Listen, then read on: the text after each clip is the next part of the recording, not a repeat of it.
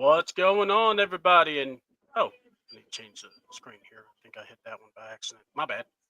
What's up? What's up, everyone? This is C Double.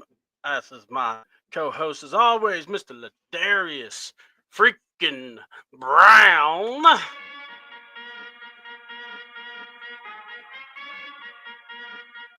How's it going, brother? All is well. How are you, sir?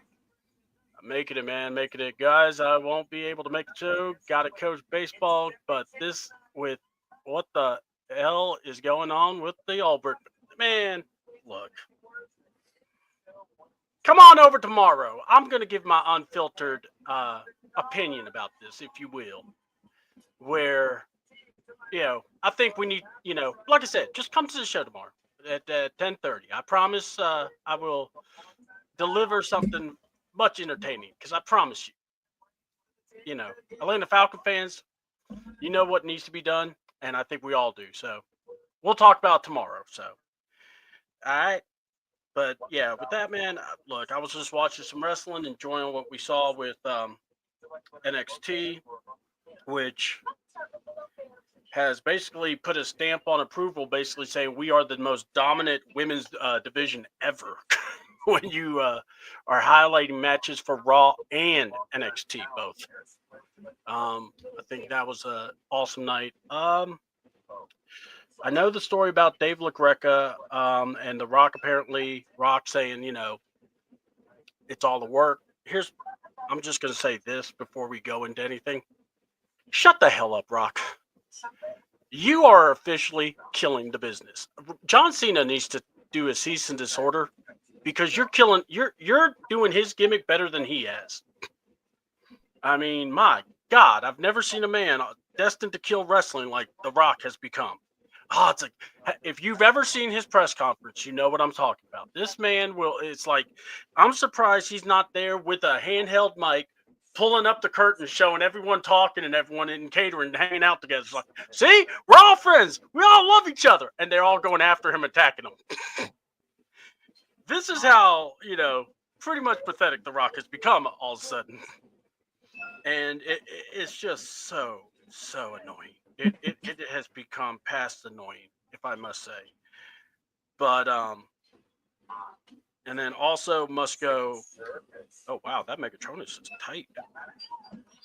Sorry, my son, who has had a Transformer dilemma, has now had a Transformer blessing because his pre-orders came in all at once, aka his Omega Prime came in, which that look, Ladarius, back in the day when we had Transformers, we thought, certain ones were big.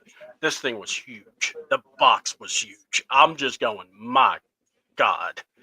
I really don't think we need to have anything to try to, save us from an attack at night. I'm swinging that Transformer. I think that thing is going to still stay the same.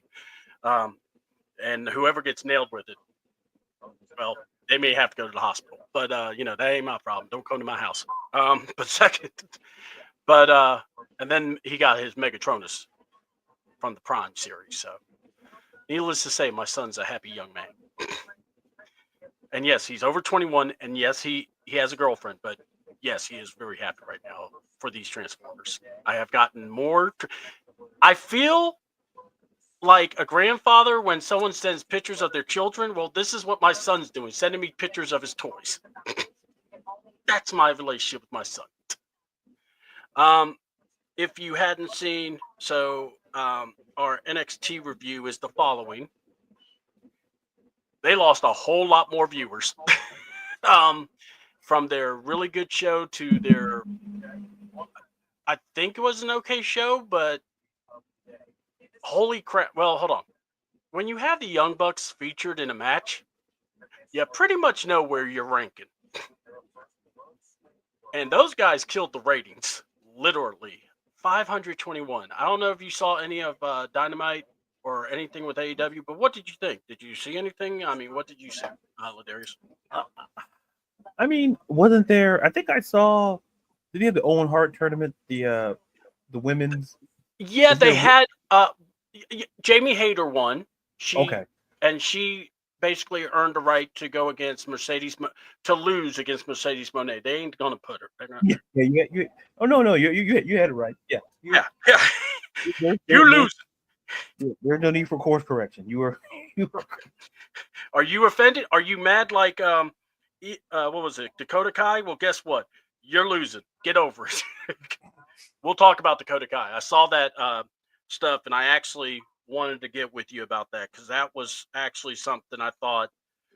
Well, let's go into it. All right, Dakota Kai, I guess, was on Twitch, as we all know how Dakota Kai. I think so. Zelina Vega, United States champion. We're gonna do a proper thing for Chelsea because our president is down. But the U.S. champ has done being on Twitch and her following. So I believe Dakota is still on Twitch, and I believe that's where all this came from, talking about not being used. And at first I was going to do the following, well, find a way to get on and do it. But what did you think? And then I'll discuss my part or my thoughts. It's always tough. Mm-hmm. Because if you think about it, I understand where Dakota Kai is coming from. Because if you think about it, she competed she was in the women's intercontinental tournament. For all I assume, she's healthy. Mm-hmm. So, and I have to kind of agree. And people can say, "Oh, well, like it goes to show you how stacked the women's division is." Yes. And for Dakota Kai to say that, like, people are going to be upset. Like, me personally, I'm not upset at what she said because I understand. Because when you look at the storylines going on, but we'll get into more specifically on the Raw side of things where she's on. It's tough. Even now the mid card pictures kind of take it up. Oh, And yeah. even the top of the whole thing with Io Sky and like Rhea still kind of feels like Io, we don't know, we might be on course for another Io Rhea match potentially. I understand where she's coming from. And what makes it, I don't want to say terrible or worse, is that there has to be a place for Dakota Kai. Mm-hmm. I mean, she to me, it's like I say, it's always tough in those positions. But I'll say this to put a button on it. I believe you can have space to have Dakota Kai on there, or worst case scenario, you can move her to SmackDown. Or like in some cases we've seen, like, I don't think going down to NXT helped because that division is on fire. She's stuck in a rock and a hard place. And while she's right, you can still put her on television. Like, I'm gonna leave it at that. You can, because there's enough space. Like, there's no excuse on Raw. Raw has featured several women's matches, so there's really no excuse, and you can get something there because we've seen how Io's doing. You could do something with Dakota, and I wouldn't be shocked, if we get her. She'll probably have a match on Monday, 100%. I feel that the comments, like I say, Hunter, like they're not gonna go out on social media and say it, but they're on social media, and she's gonna get a match. It's just a matter of how you fit her on there, and she's one of the better. Like, listen, there's space, so hopefully she gets on television, and I can understand her frustration. I can absolutely see the frustration. That was from John Brooks about the Chad getting kicked in the chest by Penta was hilarious. Not too much excited about a War Raiders New Day rematch, but he did like the Stephanie Vacour and Io Sky. Oh, yep, great match. of course. I mean, come on. If you don't like Stephanie Vacour, there's something wrong with it. I mean, you really need Jesus. Well, A match yeah, I know what your favorite moment from Raw was. Don't worry, I know what it was. Oh, I love I love the backcourt match. I don't know what you're talking No, about. no, I no, no, loved no. it. You know what I'm talking about. Let's not play court. Well, I know what your favorite moment was. Rhea and Roxanne. I mean, I love the Wow, review Jesus, of certain something. I just can't put Jesus. my finger on it. I just don't really think about it Wow, much. that So yeah, speech I mean, changed. sometimes you just have to go night to it. Tommy Dreamer said out the top 10. That's how. Hey, when they ask you, have we jumped the shark? No, we cleared a hammerhead. We cleared the great white. We cleared all the sharks. I jumped the entire ocean, dog. I mean, we barely cleared a narwhal, but that's not the point. We barely cleared the unicorn on the narwhal. I turned into Super Mario and I super jumped that mother. That was the top 10 of all. Oh my god. We'll talk about Raw. We're going to talk about Raw's factor. I think SmackDown probably had his best show, by the way. John Brooks. Yeah. Do I need to say it when the people speak? The people, yes, but I'm people too. John knows. I'll share my thoughts when we get there. Yeah. I will too. Don't worry. Well, I have a word or five to say. Yeah. All right. But yeah, I wanted to talk. I mean, I thought with Dakota Kai, here's what I'm going to say. Normally, I would be like, find a way to get over yourself. All right. No one's going to do it for you. All right. But then I went back and thought about what Nick Khan said about we don't bench people, we don't forget people. Well, Nick, this is where I need you to do the following. Shut the hell up. Now, I've told Tony Khan this. I'm telling you now. So you and your cousin, brother, whatever picnic y'all go to, you can discuss this. But hold on. You shut up. Because you don't work in the department that Hunter works. So here's how I say. Dakota Kai. I think it's like this. You have Dakota Kai. You have Shayna Baszler. You have the nun that is Nun Starks or whatever she is, or no spark, no charisma, whatever. Tony something. I don't remember. She's not important. But anyway, she can wrestle. She's a body. But there's other people. You know, you have Maxine Dupree. You know, we haven't seen Natalya. There are women that you could bring in to wrestle. Yeah. All right. And not only that, let me ask a question. Is Io Sky the women's champion? Yeah. So she's still friends with Dakota, right? Yeah. So why doesn't she just partner up with Io, get beat up, and there's your vehicle for Io to, get revenge for? I mean, it's something. Get on the screen. I think, and this is something I've tossed around when Raw was 3 hours. Mm-hmm. When it was on network television. Yeah. But now Netflix, you could do 3, but I think, like we talked about the show ad nauseum, we think Paul has found a nice little niche at like 2.5 hours. Like he's found a nice little comfort. He'll stretch it out, but right. Yeah, I think he's found. Yeah. My whole thing is that you could dedicate space specifically for women's matches, and I believe, like I say, SmackDown somewhat doing that. I think you can dedicate it because the roster is there. I'd argue you can put more women on television than you do men. And for Dakota and like all the names you mentioned, but somehow when we watch NXT, they find a way to kind of get it done in 2, and that's what makes it look bad. And I think that's the a check mark in Dakota Kai's point is that she's seeing. Look at the main event of NXT.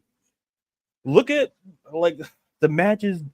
Sometimes there are more women's matches on NXT than men's matches. Sometimes 2-1 in some cases.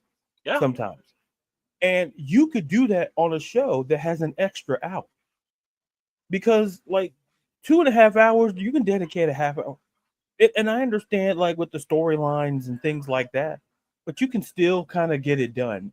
And I think, and I'll say this to be done with it. It's simply like this. All the names that you mentioned, not on and I think notice how Natty's going outside of the company and thriving.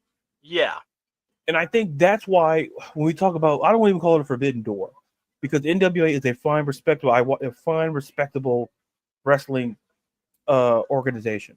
Maybe it's more like an open door policy. Like they're Right. saying, And okay, I yeah, think you that's why enter, that go yeah. for it.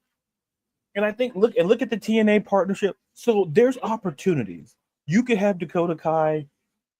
I could see her like somewhere in NWA or somewhere like make a TNA. You could do stuff like that. Like when you have these open doors or whatever you want to call. I'm not going to call it forbidden door for that other company, but you can kind of work. Because look, Natalia is setting, as I like to call, she's setting the market, Mm-hmm. especially for the women, where we've seen Shayna Baszler participate in Bloodsport.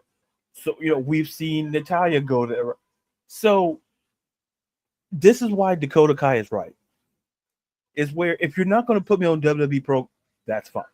I understand that even the mid card right now feels pretty set in the players Oh, yeah. and adding in the players.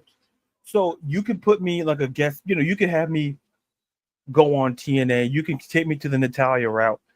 I can see Dakota Kai matching up well with some of the competition over the NWA. I can see that. Watching, I don't watch it just frequently because listen, there's only so many hours in the day, but I do watch it, and it's like, I mean, you can do it. Crockett Cup. You have that Crockett Cup. You could have added her involved. Shayna. I mean, I'm just saying if you want. Yeah, no, you're right. And Natalia's competing for the Burke against Kinsey Page, so you can like I like any other time. See up, I would say she I would have had the same rhetoric, but I'm seeing crossovers too often.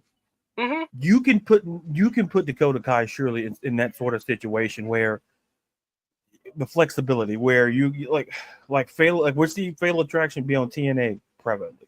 We've like you're seeing the crossover. We've seen Cora Jade on there. We've seen Roxanne. We've seen it. So there's a blueprint to do it. So I understand where Dakota Kai is coming from. It's just a matter of finding what's right and perfect for her.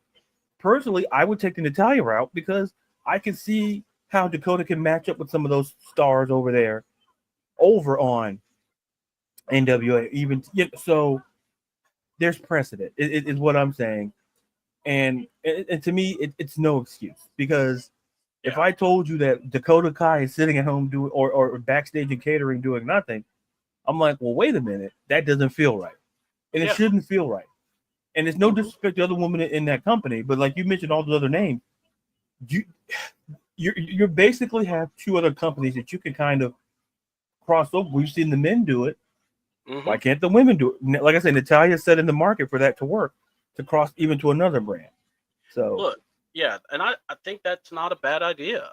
My thing is this: when you say stuff as in like what Nick Khan, I mean, look, WrestleMania was a okay week because you had a lot of good matches, a lot of good moments.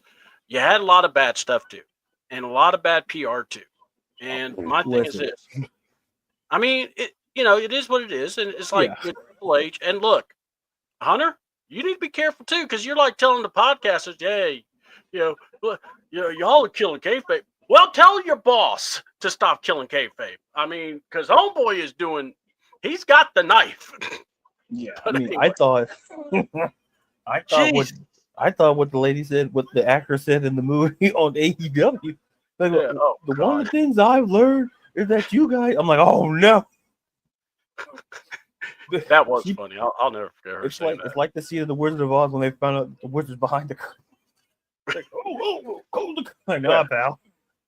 Just want to say, I thought Pat's promo on Raw felt forced. It felt like he was forced to say what he said. That was C-Dub's favorite moment for Raw, hands down.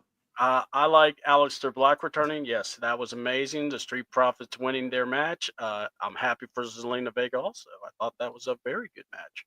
The Pat McAfee, I have no recollection. The only thing I remember of Pat McAfee and you got it. You know what, Carrie.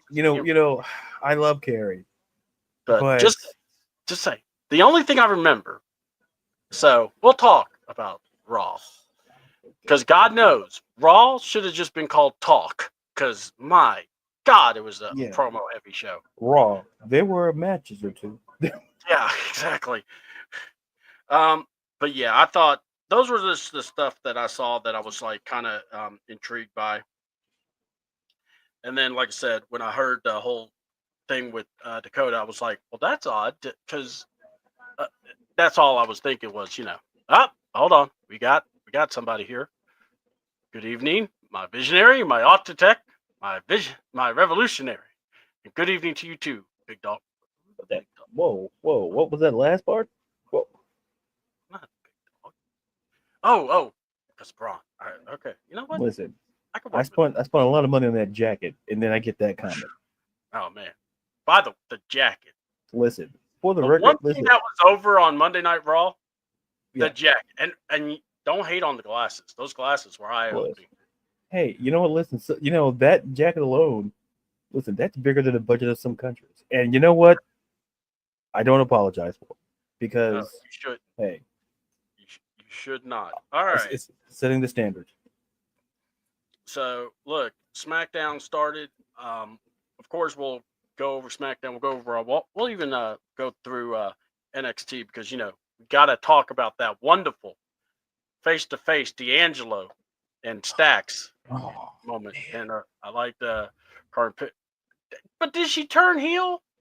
I really don't think she turned heel. She who? was, Let's see. Listen. All I gotta say about yeah, that, you kicked. I'm like, listen, NXT. Listen, that's a lot of heartbreak.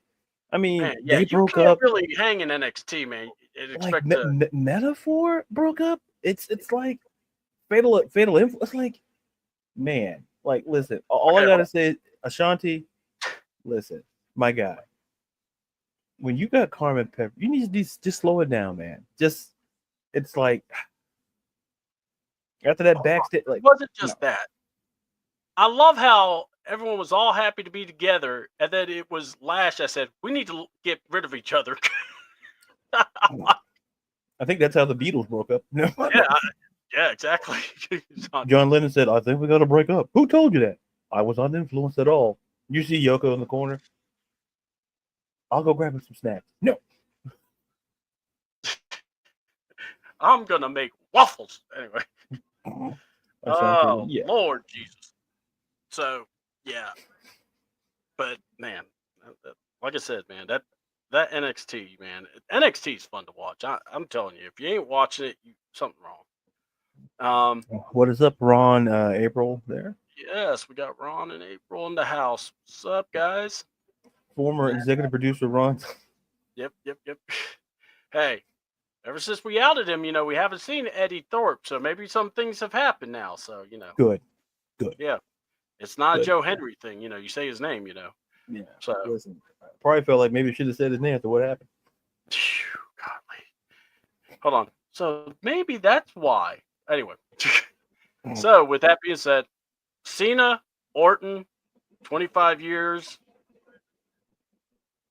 and I think they said it's. I think someone said it was 10 years since they last fought. Yeah, yeah, that But feels right. Cause I had it at yeah. It doesn't yeah, feel that way. Yeah, I had it like at 20. I had a little bit early. I thought it was like early to like mid 2000. That feels about right. yeah. By the way, big ups to WWE. They did something different this go round. They announced that it was going to be commercial free for the third hour. You do that, that's a lot better than the first hour. Yeah, Especially with that main event. My God, that main event. And of course, Craig's clapping, or is holding something, maybe holding the peacock. But anyway, but yeah, man, the interaction with Randy Cena. Look, you don't have to really do much to sell it. It is crazy to see Randy as the face and Cena as the heel, but it is what it is. What do you think about it? What are you look forward to it? How are you thinking? it feels weird in a way, but it feels right Hmm. because in most of the other interactions, Orton's been the bad guy and Cena's been this. It feels different, and sometimes don't let the IWC fool you. Different can be good. Don't let them fool you because someone will say I think it was a good moment, and I think the fact that listen, one of the greatest rivalries in WWE history if you look at the history, you look at Cena beating Orton, and that kind of propelled, I'd argue, kind of both of them. Mm-hmm. I believe it was WrestleMania when they fought. It kind of propelled them. It's like we knew they were stars, but it's like, okay, those two, that's something there. And like I always say, chemistry is very hard to get, no matter what industry you're in, whether it's wrestling, whether it's sports, whether it's entertainment, whatever. Mm-hmm. It's hard to get that chemistry to work. And we see things last for years, sometimes decades. These two are the example of the chemistry and just the fact that we see them in 2025. And I tell people, I feel it's kind of like for you and our generation when we say things like that. Yeah. Because I feel like the generation behind me, I feel doesn't appreciate it. Like I think our generation, we appreciate it because it's like this is probably the last time. Yeah. This is, in fact, it is going to be more than likely the last time we see those two compete in a ring, no less be in the same ring together. Like they may be in the ring maybe one more time before, maybe not.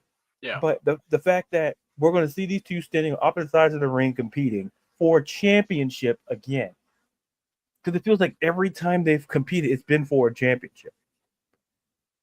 And like it was good. It's very, when you have Orton and Cena, two of the best to ever do it in the ring, and then Orton in the chase for 14, which Cena reminded him of. You have 14 and I have 17, and it's like, it's gonna be. I loved it. It's like it took me back to high school, which I'm probably you probably feel how old I am, folks. Listen, I'm not as young as you think, but it takes me back to that time, and there was good times then and good times now. Oh, yeah. He's 27, folks. Dude. I'm looking at my filter. I'm like, I didn't put a filter on. I'm like, oh, all right, camera. I didn't put a filter on. I'm like, it's like one of those 80s filters or something like that. He's so young. How much you pay for that filter? Mind your business. So, of course, we get the announcement it will be Cena versus Orton at Backlash. I think it's appropriate. At Randy Orton's hometown, St. Louis. That will be fun.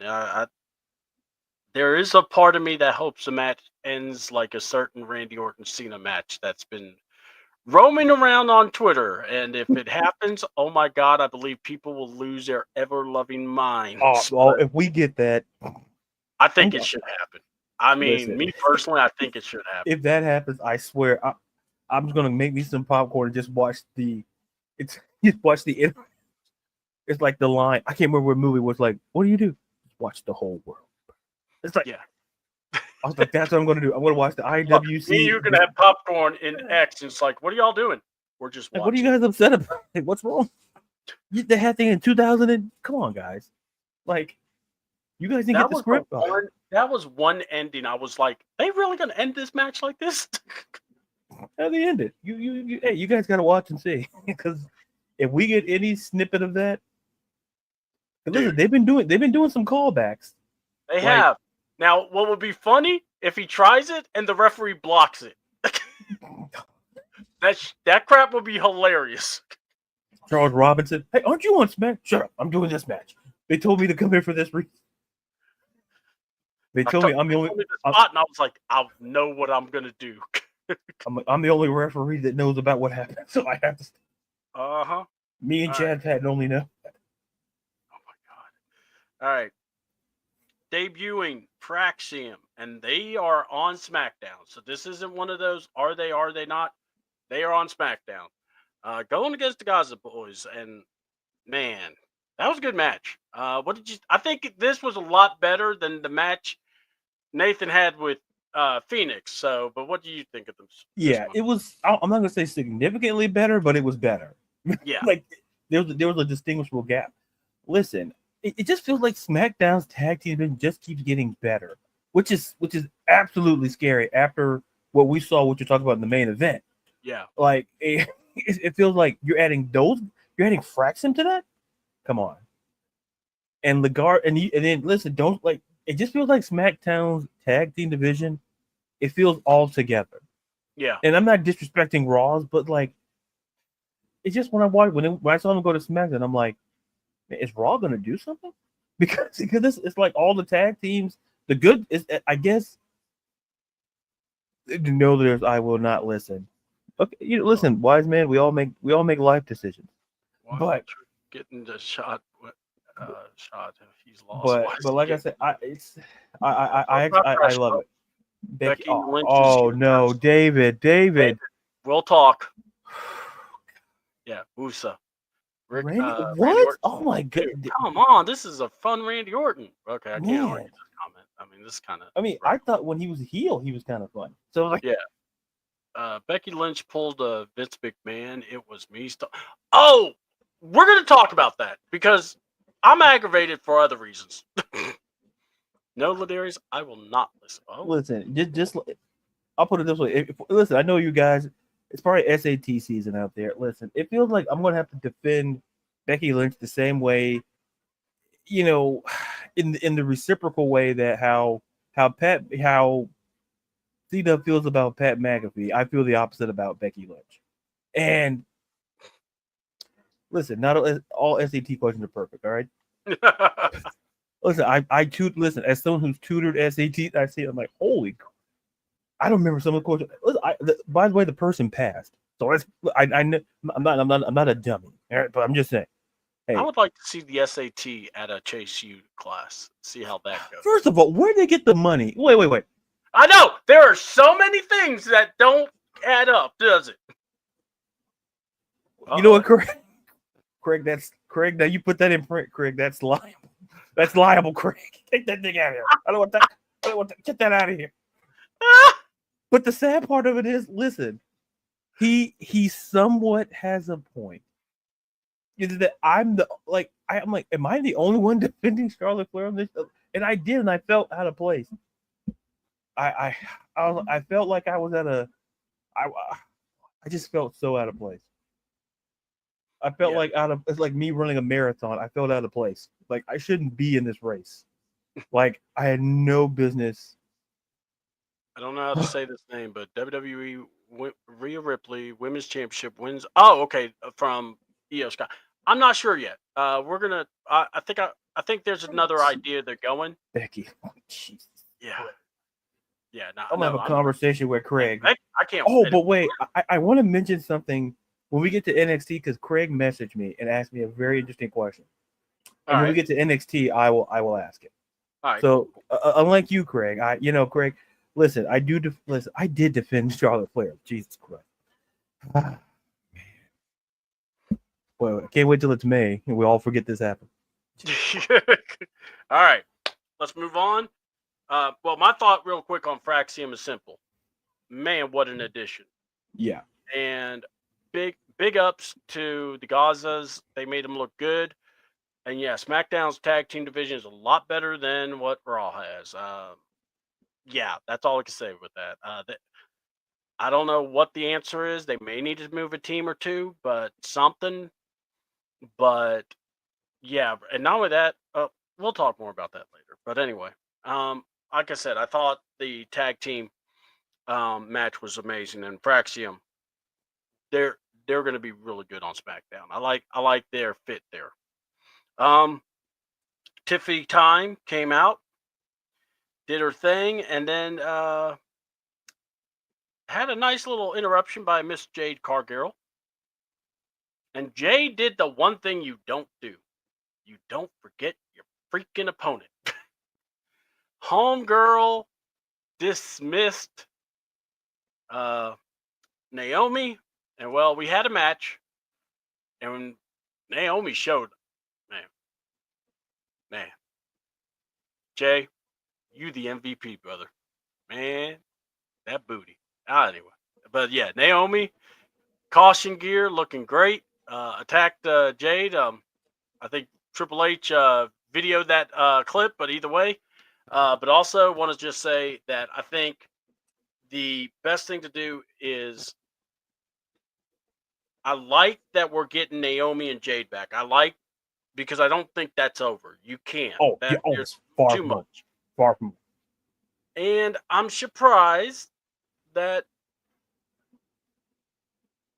your boo Nia Jax showed up. Oh yeah. And attacked Miss Stratton. I don't know why she would do such a thing, but hey, let's put it this way: you can't not enjoy Nia's troll game. Her troll game is on point. That woman was telling the fans one more time, one more, and then did the cross. I loved it. But what was your thoughts on the match, and then also the what we're looking at? Because we've basically featured two women's feuds here in this one match. Oh, listen, I kind of blacked out. That's all Nia Jax. Everything's a blank.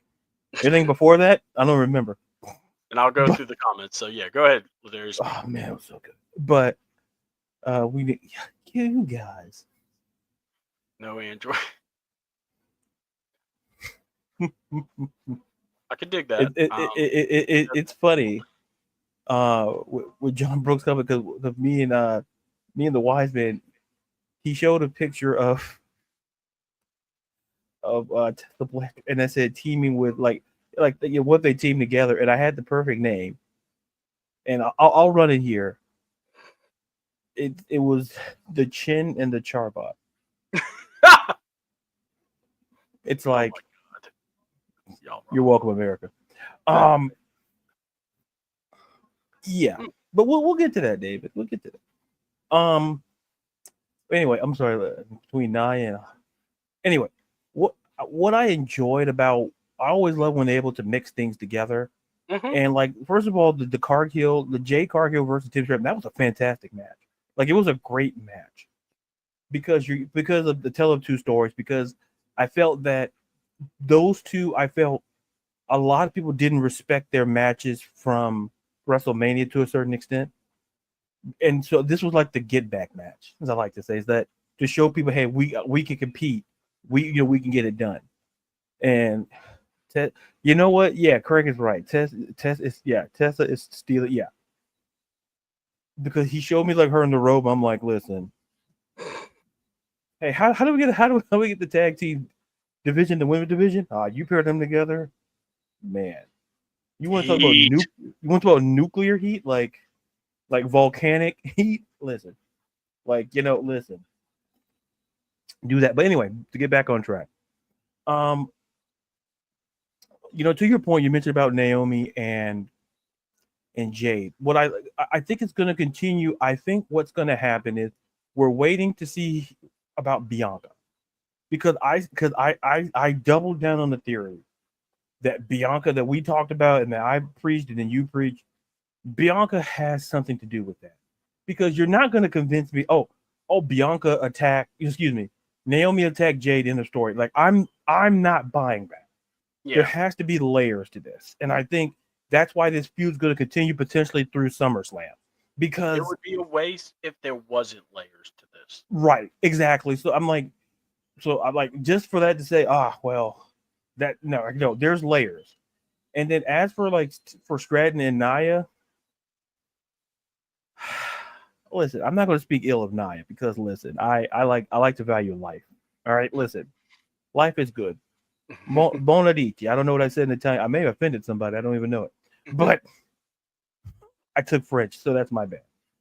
But it's interesting bringing back Nia, because whether people want to believe it or not, Nia's been good the second time around, and I think people don't want to admit that. And this is the thing I've always talked about certain wrestlers, where like you don't like them, but you got to admit, they're doing great. And I think Nia is one of those ones that, significant improvement. And like I said, it's just hard to find competitors for Nia, given the way her wrestling style. It's very hard from a compatibility standpoint.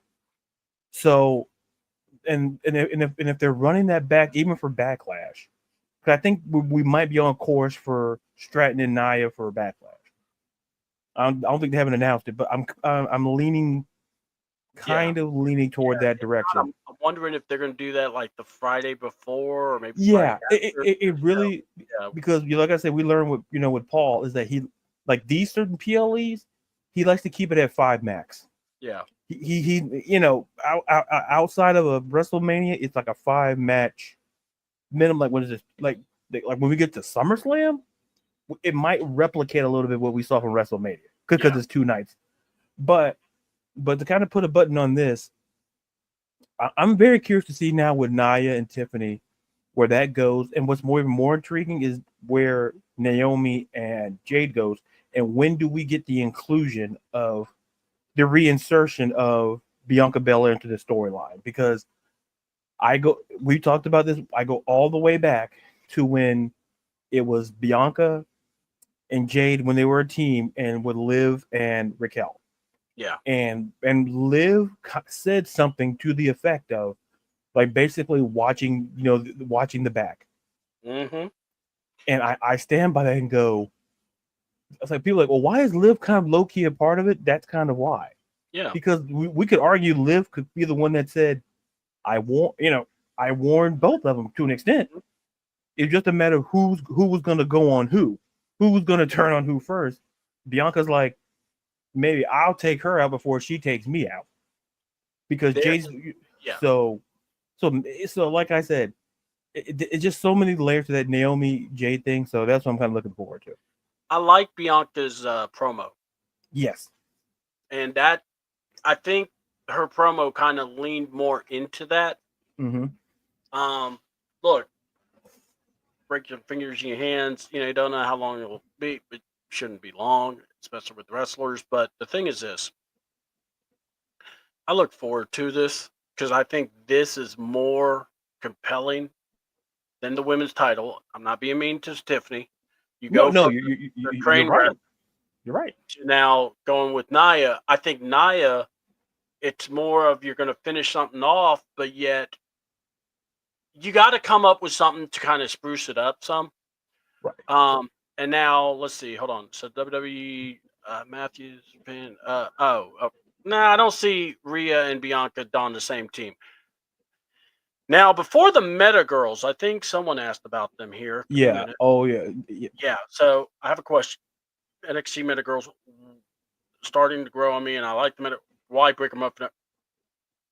The only reason I think you're breaking them up is because you may think Lash is ready and maybe not Jakara. Not being mean, but it could be that. I don't know.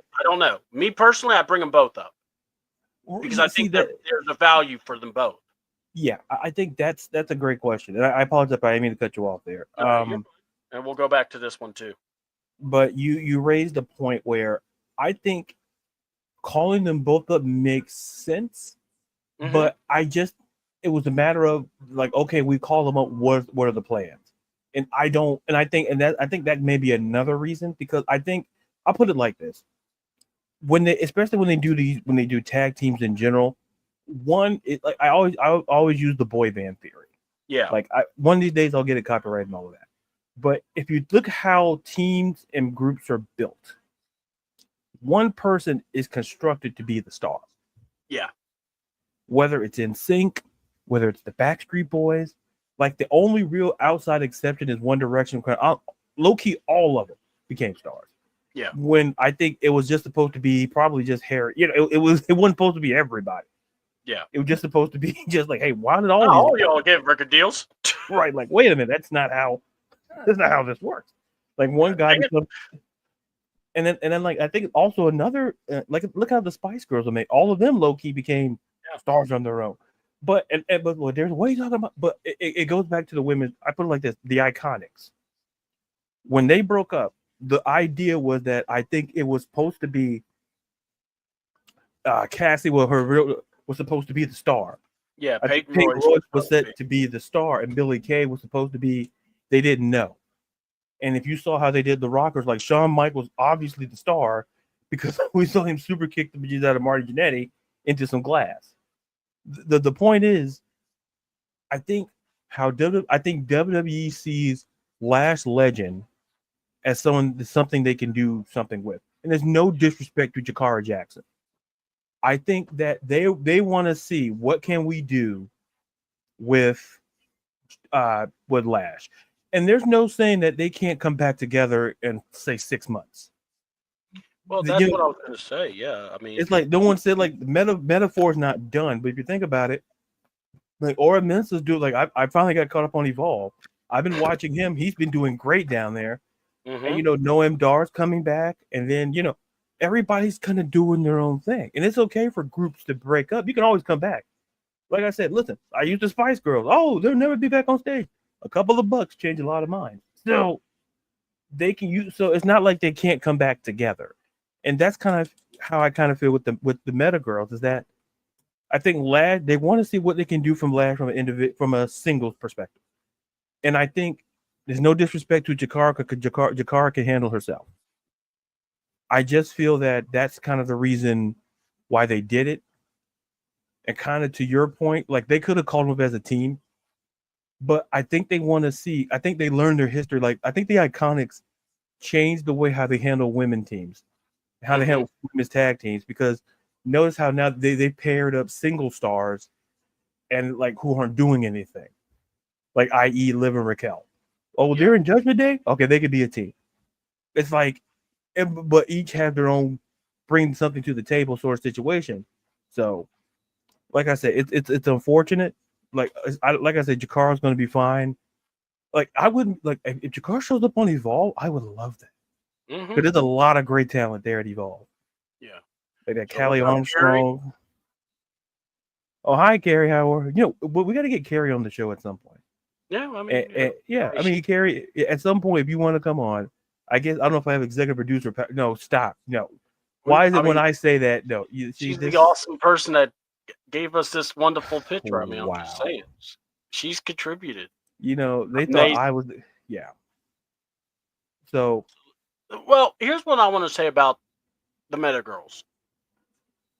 They may be not broke up, but set apart right now. Yeah. But that doesn't mean you could bring them back together, especially if something unfolds. We've seen it happen. It's like, yeah.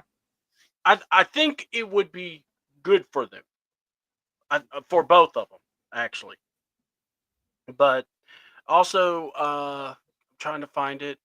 So Craig brought up the leak set from the WrestleMania roast was pretty good. Naya, look, all I gotta say,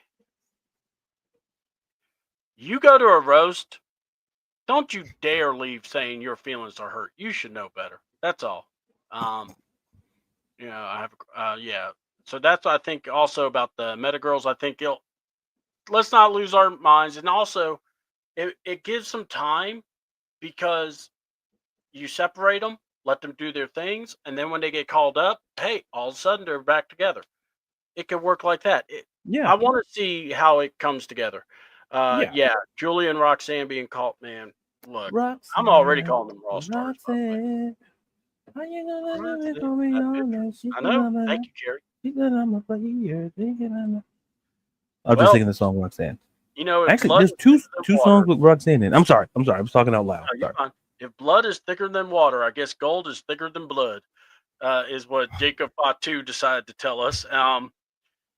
Ended up becoming a nice little wonderful promo battle between LA Knight sleeping on Drew McIntyre. And then we ended up getting a match later on tonight, so we can actually talk about it now. What were your thoughts about the match? And I mean, we really don't have any clue who's going to win yet because it was ended in a double disqualification. But what do you think? So let's clear that up. We don't know. Yeah, listen, it said double DQ. Yeah, how's that possible? Oh, it's possible. Yeah, it's possible. Hey, it's called remember the ending to Cena and Orton? Yeah, that was possible too. So how's that possible? Oh, it's possible. Mm-hmm. If you don't know, now you do. Google, kid. But or don't. But that's WrestleMania ending ever, or not WrestleMania. Google ending to no. So my whole thing is like what I liked about with Drew said he wanted to fight the baddest guy in WWE. Like, here's the thing: they're putting Jacob Fatu and they're pushing him to the absolute moon, and to have someone like Drew McIntyre, and then the whole kind of back and forth between LA Knight and Drew about their title reigns. I'm like, listen, like you like both were cooking one another. I'm like, Yeah, I'm like, no. Listen, we're not going to bring up LA Knight and Shinsuke and that. We're not going to bring that up. We're not going to bring that Yeah, up. yeah. A lot of us would like not to bring that up. Well, Men in Black. That like we're not gonna. Yeah, we're not gonna. But it was enjoyable. And listen, you can go. Listen, if we get Jacob and I think we might get Jacob and LA Knight at Backlash, and maybe get a longer program with Jacob and Drew. I could be. Look, I'm just. all I gotta say is this: if not now, when that solo turn hits, it's gonna be Yeah. good. Oh yeah, and I think that's gonna happen potentially. I think see, I thought about that because I said, well, they could pull that off either before SummerSlam or they could pull that off post SummerSlam. Because because like I said, I think Drew McIntyre is in the US Championship picture. It's a matter of how you kind of put him in. Mm-hmm. And like we're gonna get that solo turn. It's not a matter of if, but just when. Because if you didn't see that promo and it would solo come up, I'm like, oh boy, you can't be saying stuff like that, my guy. Like you can't be. He's like, I'm the one that brought. I'm like, listen, no one's saying you're wrong, Solo. Solo feels like he feels like the guy who we know did the work, but like he has like to reprove it to everybody else who's not one. I'm He the did one the that promo work. He yeah, did the bricklaying work. and that's what Yeah. worked for him. And it's like that style of promo works. It's like to remind people like things that are obvious, but put it in a more emphasis on it. I brought in Jacob. I'm like, okay, bro, we know you did. Like, no one's saying you didn't, but I that's what brought in the works for. groceries. Yeah, we know. We saw you. Yeah, bro. Oh, by the way, you left your oranges on the thing, but the point is, you left. Yeah. What happened to him? Well, I took him, but anyway, the point. That's not the point. Not the point. Here's $5. They were $7.50. Leave me alone. I'm not giving you a $10 bill. The point is, but the point is, I think with this U.S. title, now we have things moving, and I respectfully with LA Knight, we wouldn't get these sort of things respectfully. No. And I feel that putting the belt on Fatu, now we're getting options with Drew, Solo. We may get one more go around with LA Knight. That could be like a backlash thing, or like how they love to do, put it on like either the Friday before, Yeah. and and call it a day. And but Dre asked, well, hello Dre. Fatu is suicidal, genocidal. Mike, these are words you hear about in history books, not on the.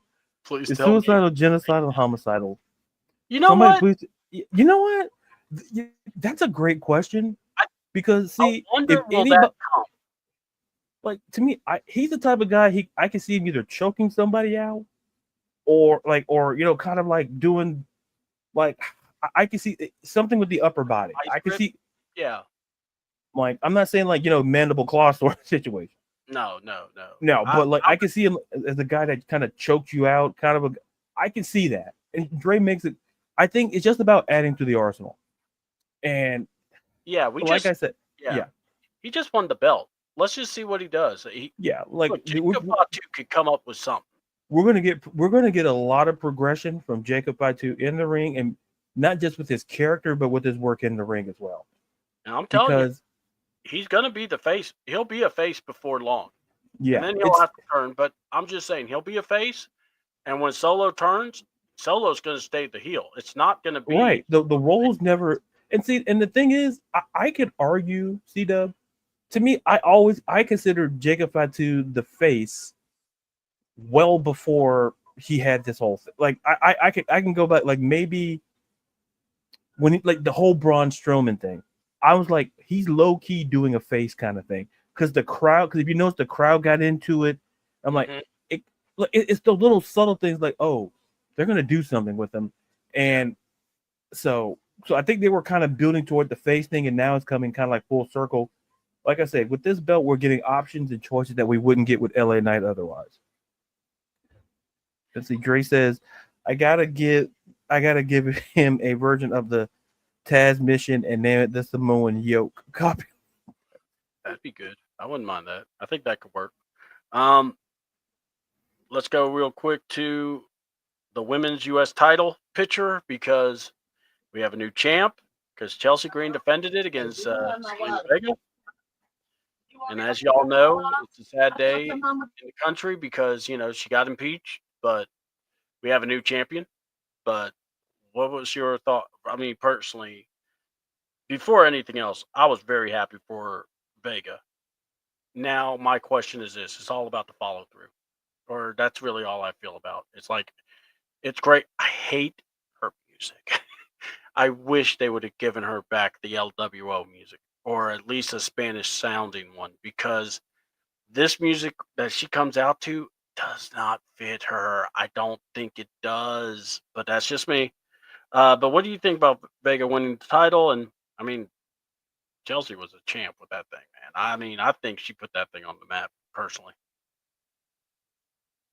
What I will say is what I like about I agree with you about Zelina. That's why I got to lean in here. That lets people know I'm being serious. Like when I'm laid back, I'm like I'm still serious. But when I lean in, Yeah, it, just like I I wear the agree. peacock items. And it's one of those things where I kind of felt that like her gimmick, like this is what we talk about, like momentum, right? When is the right time to do it, especially a belt transition. Like, first of all, I'm not knocking Zelina Vega winning the US title because No. Chelsea Green deserves a break. Listen, it's great. Every president needs some time off. She gets some time off. Because if you think she's done a lot. She's taken that belt across the world. Yeah. She's promoted it. She's done everything inside and outside the ring. And like I say, when you're the first to do anything, it sets the bar in the standard. Yeah. Just like when George Washington became president, like how the hell do you become president? Like he's the first guy to do it. Like, do I listen? This man, listen. He had to leave his house to go to work. He's for the United States. They didn't build a White House until like there was no White House, and the capital of America was not in Washington D.C. So and people are like, why? Listen, I just want to bring up that flash up my history stuff. But the point is, when you're the first to do anything, you're setting the standard, you're setting the bar. And for Chelsea Green, she set the she took that belt and went across the world she and just promoted not just WWE, she promoted herself and promoted that belt, which is very important. And I want to give her flowers for that, because her and the Majesty, Secret Service, like I give kudos to them. Yeah. Because they've been working it for months. It's like, and it takes a lot of work. And what I like about WWE, they know what, they're like, oh man. Like, cause listen, what I like about that is that she did what she was supposed to do. She defended it multiple times, made the belt, I'll say it, made the belt relevant. Yeah. A lot of people don't like that because it borderline reminds me, C-Dub, of when The Miz was Intercontinental Champion. Where there was a point in time where that belt was more relevant than the World Heavyweight Championship. Yeah. Why? Because it was constantly defended, and you had it on a guy who was out there every week, it felt, with the belt on it. Like, the aesthetic matters. To see the champion out there, especially of a mid-card belt, to do that. So I want to give props to Chelsea for that. Now, for Zelina Vega, I'm absolutely happy for her. And I think there's a couple of opponents lined up for her. I think that could we I question how does Mi Chin kind of fit into all of this? How, and plus we don't know who else from NXT. Maybe that there's plenty of opportunities for Zelina Vega, because you don't make that move if you don't have a plan. Yeah. And I think but like I say, I go back to Chelsea Green. And I go, she set the bar. When you're the first to do it, there's no blueprint. And she did it perfectly. And like I said, congrats to Zelina Vega for doing what, and like I love to see, she deserves it, first and foremost. But we always talked about, when I did the previews for potential women's champions, I had her on the list for a reason. Because I feel that, if anybody deserved it, I felt like when they had Backlash in Puerto Rico, it's like, look how over she is. It's like for her to come out to, it felt like she put, like I said, put in the work in. So let's see how she puts the work in as champion. I know she's going to do great. Yeah. I want to say congratulations to Vega. I think she did an amazing job winning, but great job to Chelsea, because I thought Chelsea solidified that belt. People don't like it. Some people don't like comedy and wrestling. Look, get over yourselves. That's all I gotta say. I mean, really, if you don't like it, then change the channel. Do something else. Yeah. Go touch grass. I don't care. Like, right? you guys know the remote exists for a reason. Yeah. Like, I mean, you could fast forward it. Go to my stuff, watch it, and then fast forward. If you don't like it, trust me, if Pat McAfee talks, I fast forward if I can, or I mute, whatever. You don't have to be an angry person and take it out on individuals like us. All right. Ironically enough, the next thing we saw was Miz in a white suit. Now, first of all, he hooked up Carmelo with a giant Andre the Giant necklace. Look, I'm sick and tired of seeing jewelry on men, especially big ass necklaces. no, It's I, just I, don't look I was right, going to get a guys. big Wrestle Take one. All right, I'll cancel it then. All right. Well, hold on. Depends, because if you get whoa, time out. Let me say it. If you get it, then I must say you are a revolutionary. You are a revolutionary. And see, right there, I would look and go, that is Ladarius freaking Brown. He can do that. You are just, see, that's how I am okay with what if you did that. But it just looked weird. It looked heavy. It's almost like I wanted to go, dude, did you hit somebody with that thing? Are you okay, mister? I mean, you could throw your back out with that thing. So Miz is wearing all white of all things. And he's complaining about why he didn't get his WrestleMania moment. Oh, boy. Until a familiar sound came out. And my God. Oh, I love having. You did not F this up, WWE. Now, look. Keep Def Rebel away from this man's music. I mean it. I want guards. I want everyone protecting this thing as it's sacred, because it is. Def Rebel said, too late, pal. You saw the candles. You saw him come out. That was Aleister Black coming out, folks. And my God, people were saying, welcome back. And then, of course, he hits Miz with the black mask. God, that black mask is so sick. Did that look familiar to you? Oh, yes, it did. I almost wondered if Cody was in the back going, wait a minute. Why is Mrs. Suit cream? I wore a what? Let it go. do it again. Do it again. What? Put this suit on. Joe Tessitore goes, whoa, time out. You're supposed to wear this suit, pal. It's a Test collection. Damn, Tess, do you have suits right by the commentary table? No, listen. Yeah. When Tess took off that jacket after the whole McAfee thing, I'm like, he didn't have to take off the jacket, bro. It's like he was back in catering, enjoying. He was like, he looked like he was in the kitchen making some pasta. Right, the man was in there probably cooking. Yeah. And they said, hey, we need you out here. All right. He's like this. Yeah. I'll be right there. Oh, gotta get my jacket. Gotta look professional. He goes out. The prima and all of that, okay. He rolled his sleeves up going, I wish a mother would. I'll take them all out. I got some Alfredo going, and y'all got me here doing this. He wanted to become Burton's daddy, ready to fight Giannis. Bring him out. I'll take him.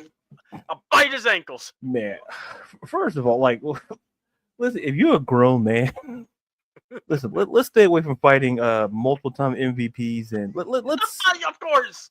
Like. Not only did you try to fight this man who could kill you, looked at you and said, I'm no snitch, but you do that, you could get hurt. And I'm going, this mother. I'm sorry. Giannis could hurt some people. Right. It's like they call him the Greek Freak for a reason. That's not just a name in a randomizer. That man can hurt you. Not anytime he's on the basketball court, he's probably the more taller and dominant player on the court. And then listen, Tyrese, listen, come get your daddy, man. Like, listen, get your daddy. Like, listen, my daddy do something like that. I'm like, man, if you don't get over here, like, my daddy did that. The follow, you hear the follow. What the fuck were you thinking? I'm like, you got me. You have to pay the bill if he can't take that man. Man, I had to get these seats. I bought these nachos, and they didn't. Man, and they had a Dr. Pepper. I got to drink Coke. You better get over here. You better get over here. I was not told this was a Coke product situation. You better get over here. That was not on the ticket. Not on the ticket. I'm going to watch this game. I'm going to watch Giannis drop 40. But just know for the record, listen, now you want to confront the man? You better get over here. Yeah, we're going to talk. We're going to highlight that tomorrow because that cracked me up when I saw that. But by the way, let's give some respect. Not only did Halliburton and Giannis handle it with class, even the dad apologized. I was impressed because the dad didn't end up in a body bag. Yeah, I would too. Listen. Hold on. It was one of those you realize after the fact.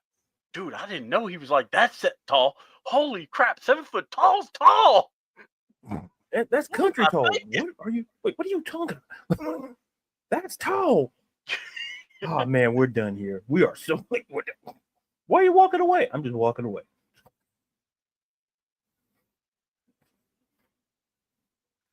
When they say walking away, I'm walking away. Sometimes you just go, did you even hear yourself? I thought he was gonna. No. Stop it. You should be ashamed of yourself. I'm telling Mom when we get home. But nope. Too late, pal. You screwed this up. I'm telling Mom when we get home because you should know better. We raised you right. It's like, when did you become the parent? Like, wait, what? Did they do that? Oh, yeah. All right. Triple threat match. By the way, this was good. So, like I said, it was commercial free the third hour. This was perfect for this match. I thought that the Guns, the beardless Ciampa and Johnny Gargano worked well. I thought the Street Profits were amazing. I don't think anyone was mad with who won. But man, this tag team division is so good. And honestly, you could still keep running round robins with this. And now you add the Fraxium. I mean, what was your thoughts about this match? And, look, I'm not mad that Street Profits won, but what did you think? Listen. First of all, nobody would be upset about who won or lost this match. That's number one. Number two, this had all the vibes of a WrestleMania match, and we got it for free on television. Oh yes, and it's just like, listen, all those tag teams, Street Profits, Motor City Machine Guns, Ciampa and Gargano, listen, all those dudes just put it all on the line.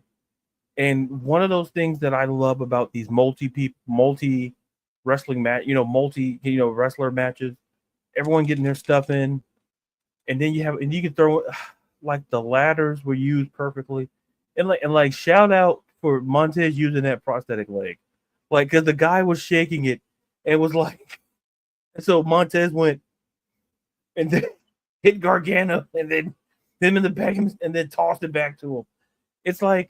It's moments it's like little nuanced stuff, but that's what wrestling. And I think in this time, in a match that was so serious, that was a great moment. And listen, the Street Profits. Listen, you can run it. You can run this back. It's not like what on Raw, where oh man, it's the same team. You can run this back in a multitude of ways, and you throw in Fraxium. This certain brands invest in certain things, and it's just like SmackDown says, we're investing in the tag team division. And they've made that very, very clear. And like shout out to everybody. Like they're like to me, the MVP to me is always going to be Montez Ford because the man, what he did with the ladder and he got under like, and how he got to the belt. Like at some point, I would still like to see a Montez Ford singles run at some point. You know, because I felt like, especially after the Chamber a couple of years ago, I'm like that would have been the opportunity to kind of see, kind of put a feeler out there per se, around the waters to see how far you could put a mid, but nonetheless, it was a great match, and I think everybody walked away happy because everybody put their bodies on the line, and it was and I put that on Twitter. It gave out a WrestleMania vibe. That's the type of match this was. This was a type of match that it's like imagine seeing like Edge and Christian, the Dudley Boys, and the Hardy Boys. And we're seeing that for free. That's the best equivalent I can give. It's like that's how good I felt that match was. And it's not hyperbole that like it was that good. I'm not gonna be like Tommy Dreamer put like top 10 stuff. I'm not gonna do that. But that's Tommy Dreamer's job. But the thing is, it was that great of a match. And it gave off that sort of Attitude Era-esque feel that we were blessed with the Hardy Boys, the Dudley Boys, and Edge and Christian. And we got that for free in the main event of SmackDown. Like, think about that. Because this was the one match I felt they debated about putting on, but on this was the match that I kind of felt like they pushed off of the WrestleMania card. And listen, decisions were made. No one's upset. WrestleMania's come and gone. But like I said, it gave off that WrestleMania vibe. And like I said, 10 out of 10, no notes. They went out there and basically said, you should have put us in WrestleMania. I love the atmosphere. I love the prosthetic leg spot. I loved every bit of this. Montez doing the way he climbed the ladder was amazing.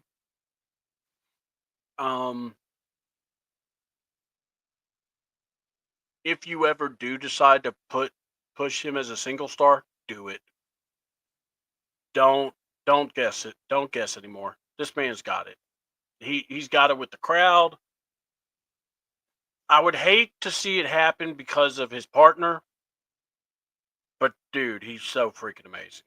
It's just one of those things. I hate their music. This is another Def Rebel thing. The first Prophet music, man, it was banging. You just was clicking. You were grooving to it. You don't have that with this, and it really hurts them. And look, I'm sorry. Entrance music plays a big role in wrestling. It makes you realize who you're facing. It sets the tone. And if something clicks and hits, don't mess with it. People love Sheamus's music, but then they had to mess with it. To the point that Sheamus, I think, may be in trouble because of it, but was like, hey, rescue me from it. I mean, bring back my old theme. But I mean, it means something. And I'm just going to say this, man, if we do ever get a Montez Ford singles run, watch out. I dare say this man, and I'm not speaking hyperbole, I'm going to be real blunt about this. This man is the future of wrestling. He's right there. He's a top guy. You know what you did for Jey Uso? You could do the same for Montez. And you won't look bad. You will not look bad for it. That's my opinion. You don't have to agree with me. You can, say I'm an idiot. That's fine. I really do believe, especially now that you have Jey Uso doing this, you can literally do the same for Ford. And I think Ford would do so. Man, him and Bianca together, by the way, when they go to these outings, they do, and the way they just look so good together. They really do. I know I say a lot about Rhea and Buddy, but no, if you get on Instagram and watch, they look freaking phenomenal.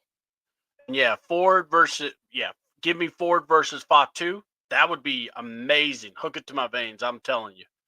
So when John Cena decides to destroy wrestling, I think that's some ways to go about, properly fixing it. Wow, we just went over SmackDown. Cool. All right, let me go back. Yeah, you were spot on there, my man. Listen, I'm gonna say it. Like, listen, I'm gonna tell you. Like, listen, oh no, we don't have a script here. So, nope. We have a script. I never showed up for rehearsal. Joke's on you. We have rehearsal. What the is that? I just walked in and it said, "Yeah, Ladarius should be here." Wait, what? What is this? What is this, Saturday Night Live? What have rehearsal? Look at it.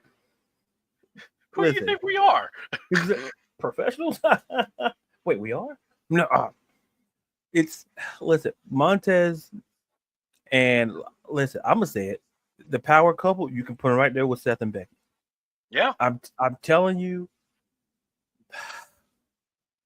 not only do they look great together, and if you watch, like, they're a great team. We just they're a fun couple to watch. I just want to just throw my 2.5 cents there. Like, we talk about WWE power couples.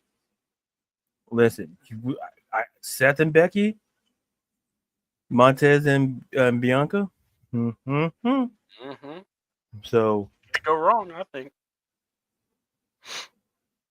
I mean, look, Seth Rollins is already the peacock, so look.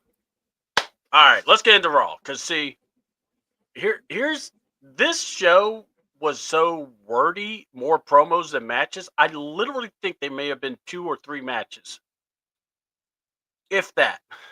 So we'll go over them, but we'll definitely go over the promos. Now, the Seth Rollins promo in the beginning, I want to hold off till the main event because it all connected. And by the way, this show needs to be sponsored by Seth Rollins Gear Maker or Design. Dude, that jacket and the glasses.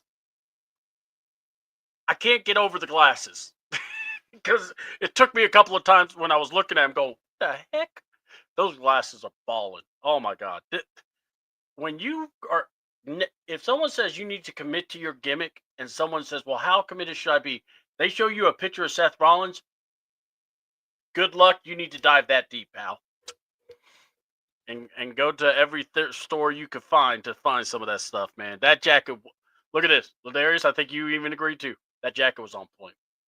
I think jacket, robe, whatever you want to call it, but that thing was, man, the peacocks all over. I was like, my God.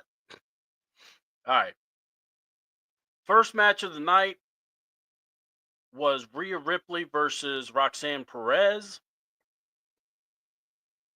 And it was a good match. I was very, I really enjoyed, like, I remember Rhea versus Roxanne in the Pick Your Poison match. That was a real good call out by Michael Cole. I'm not giving you that much credit, you idiot, but, I will give it to you for this one. But I got to say, that match, Roxanne, look, don't worry about Roxanne, people. When she gets called up, she's going to be in that main roster, and she'll be a main fixture. She fits in. I don't know about what Ladarius is going to say. I hope, but obviously I stand with whatever he says. But I just love Roxanne's performance, her ring generalship. But my God, her and Julia work so well. And by the way, side note, you know how good of a partner Roxanne Perez is, people? She took Julia to the Waffle House. Think about that. That's respect. I went to Waffle House yesterday because I had to have a waffle. That shows you, man. I love Waffle House. But anyway, go ahead, Ladarius. That's friends are for. I bet you they played on the jukebox. Who played this song? Oh, I requested it, yes. Oh, that gentleman paid for your meal. Give me some loaded hash browns, please. Oh yeah, man! You double the hash browns, and then you chunk them, cover them, you scatter. Oh man, so good, so good. Can we triple them? Here's $10. You better triple those taters. You can. You pay for it. We're running out of taters. I'll be right back. Where you going? I'm going to Publix. I'll be right back. I'm picking up some taters. Yeah, Walmart. Yeah, this guy bought a lot of taters. Yeah, you're welcome. But it's first of all, like the match was great. Yeah. Here's the thing: if they build Roxanne the way that they build her, she's the prodigy for a reason. And listen, I don't believe this. There's a good chance, and I know I'm speaking way into the future. Mm-hmm. I'm not Nostradamus or anybody. Without question, she could be on the WrestleMania card next year. I think she's that. Yeah, I think she's that good. And people are like, oh, you're saying the obvious, but the thing is, sometimes we get kind of lost in that sort of situation where it's like she proved it. She proved how great she was. She's always proved how great she was. And that match was just absolutely. He's no longer. It was nice knowing you, Dre. All right, so go ahead. I feel like, and I'm done. No, well, no, to put a button on it. Like, listen, to be in the ring with someone like Rhea Ripley's caliber, like, let's be super clear.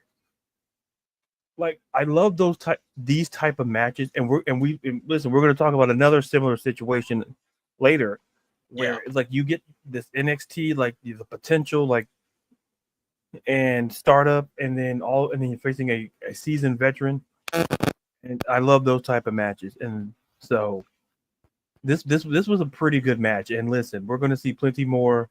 Her and Julia, it's going to be great. And so because they're officially on the roster, so yeah, people look, if they are, it's like this. I don't know what the end game is with this.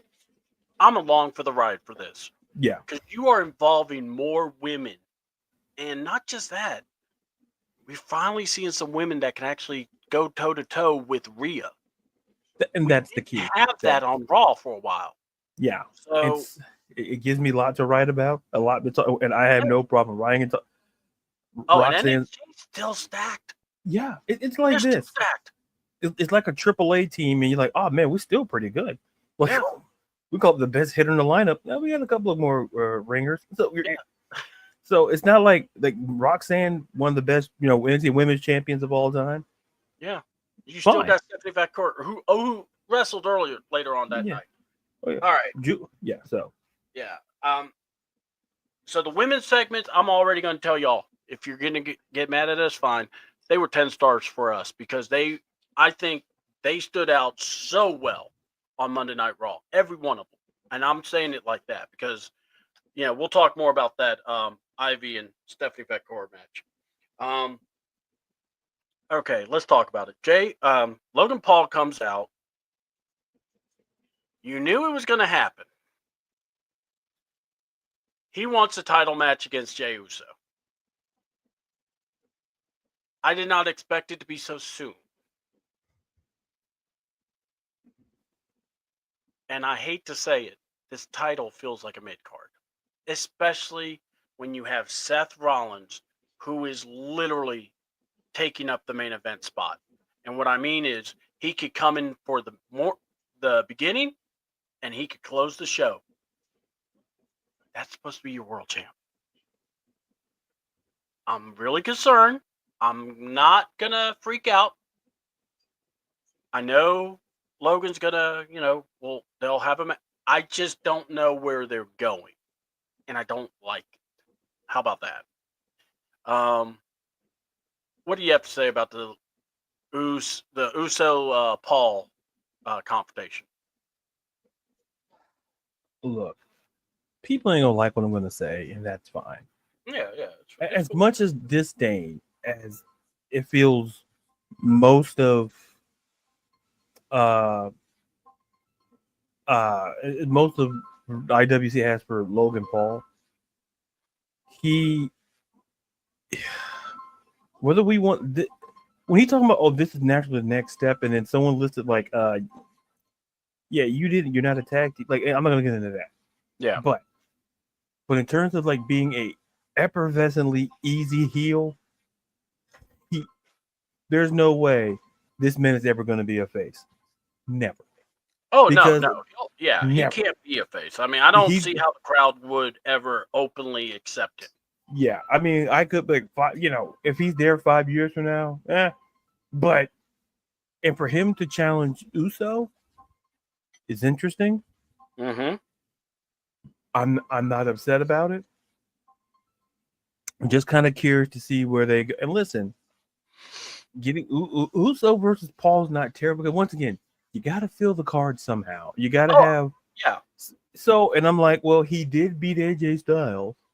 It's like, okay, one of the things I say, as much as people have disdain for Logan Paul, I can't deny how great he looks. Given he's really dedicated himself to the craft. Like, yeah.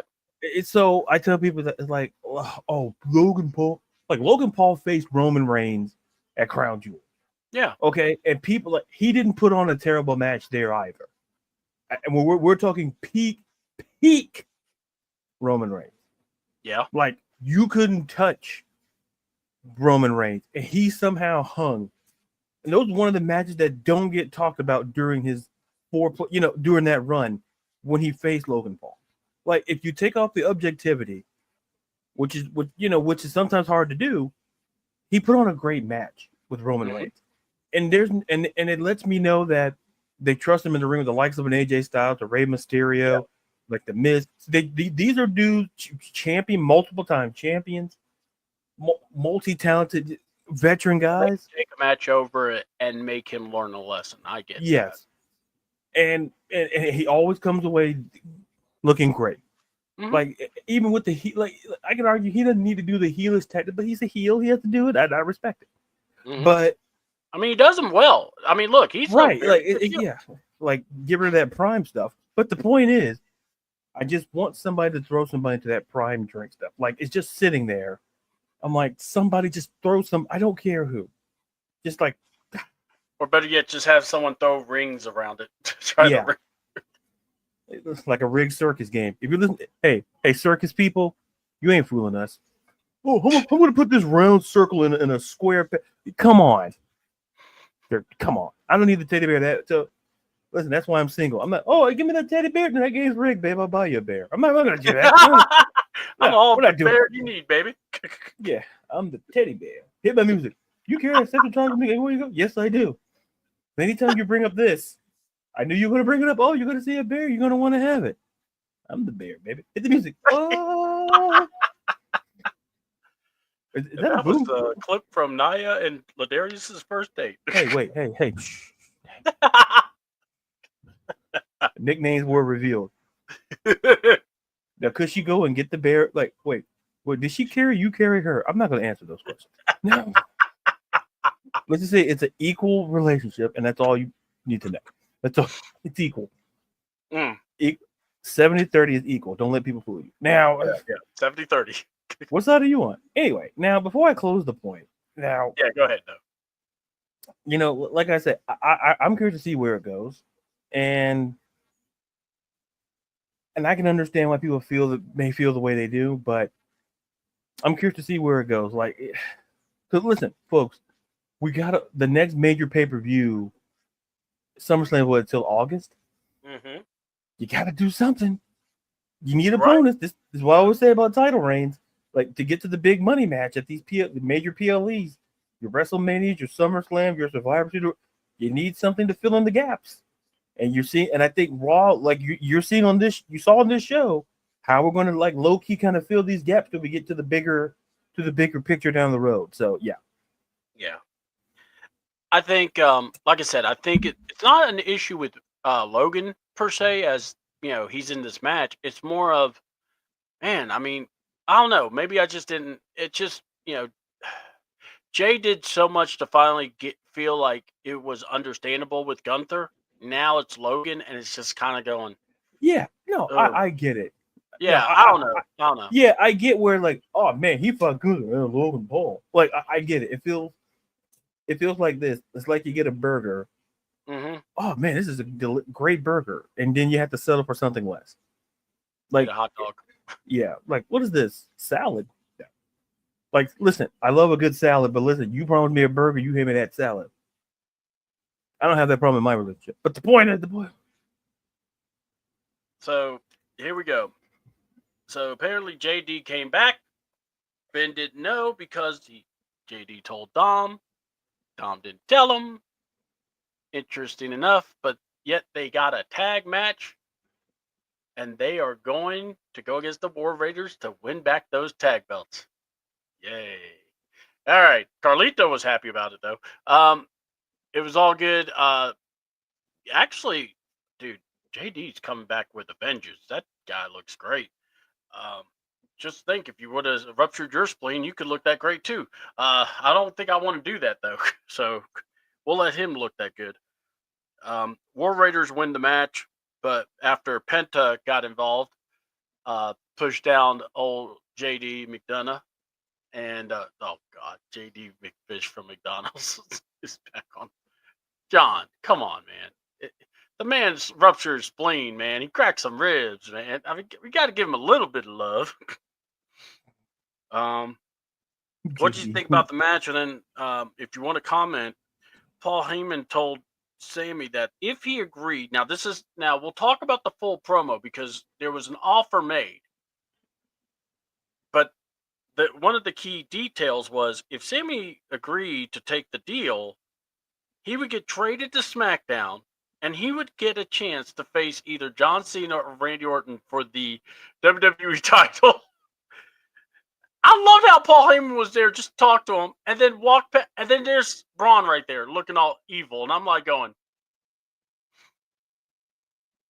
I love Braun, but what did you think about what was it, the tag match, and then that little scenario? Oh, listen, John JD McFish from McDonald's. Come on, man. The man came back from a trap. Listen. I ripped on JD McDonald. Yeah, we all did. The Funko Bot. We know. It's like, listen, look, the man, a fish, JD McFish. Listen, depends what McDonald's you go to, because listen, like, I don't eat fish sandwiches from anybody. But I'll tell you, we're not. Listen, if Burger King, you're listening, get out of the fish sandwich game, because every time I get a fish, like the moments I'm like, oh, let me get a fish sandwich from, from McDonald's, from Burger King. No, the best place to get a fish sandwich, I don't care, you argue with yourself, you go to Checkers. All right, you get that double, get the double. Don't screw around with that deep sea single stuff. You get the double. And listen, I pay a man for, can you slap a third one on there?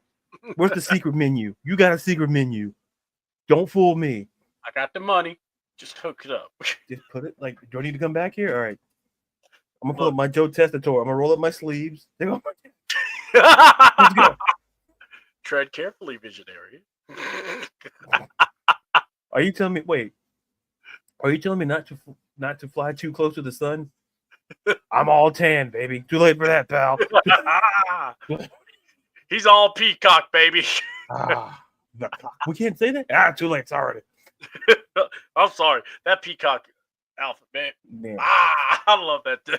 A lot of peacocks went. They see Seth Rollins, they go the other way. See, peacock's supposed to attack you. When they see Seth Rollins, they go the other way. Calves for Icarus. Calves for Icarus. Yeah. Oh, yeah. I know. See, the wise man, I think the wise man knows I know a little Greek. Calves for Icarus. Must have, because I didn't know that word. I thought that was misspelling. He's telling the story of Icarus and the Dahlias, where this flying too close to the sun with the wings. Yeah. Good job. I think the wise man, I don't know if the wise man knew I knew that. I think he knew. Awesome. I'm not just a pretty face. I'm not just an average face. I got a big brain. I'm not just a middle average face. But what are we talking about again? Oh, JD McFish. Yeah. Now,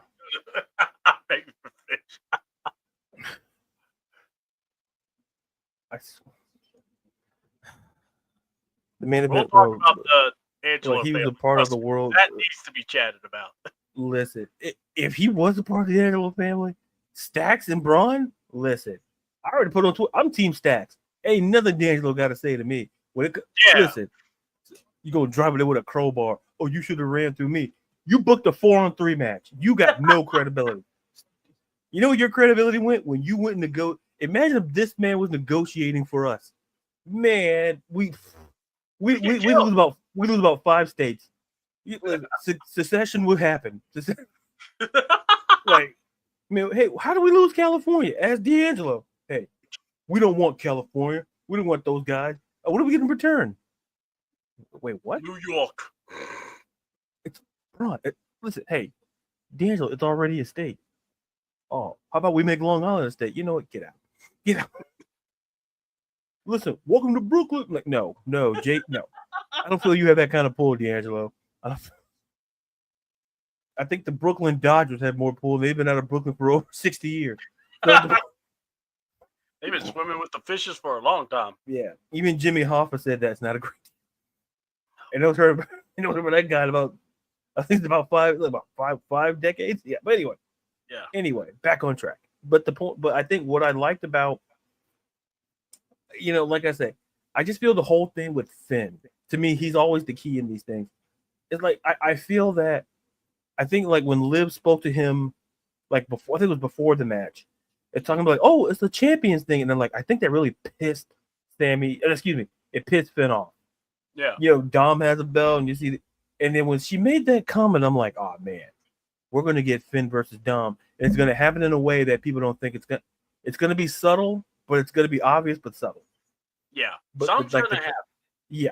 But as for like, Paul Heyman making listen, hey, D'Angelo, I don't know if you're watching or listening. See what Paul Heyman did, you know what we call that? We call that a deal. Yeah. We call that a fair negotiation. Basically, he promised this man a world title match after Backlash between Cena and the winner of Cena and Orton. He negotiated that. See, that's how you negotiate. You walk away with a great deal, with an offer you can't. Because think about, Sammy thought about it.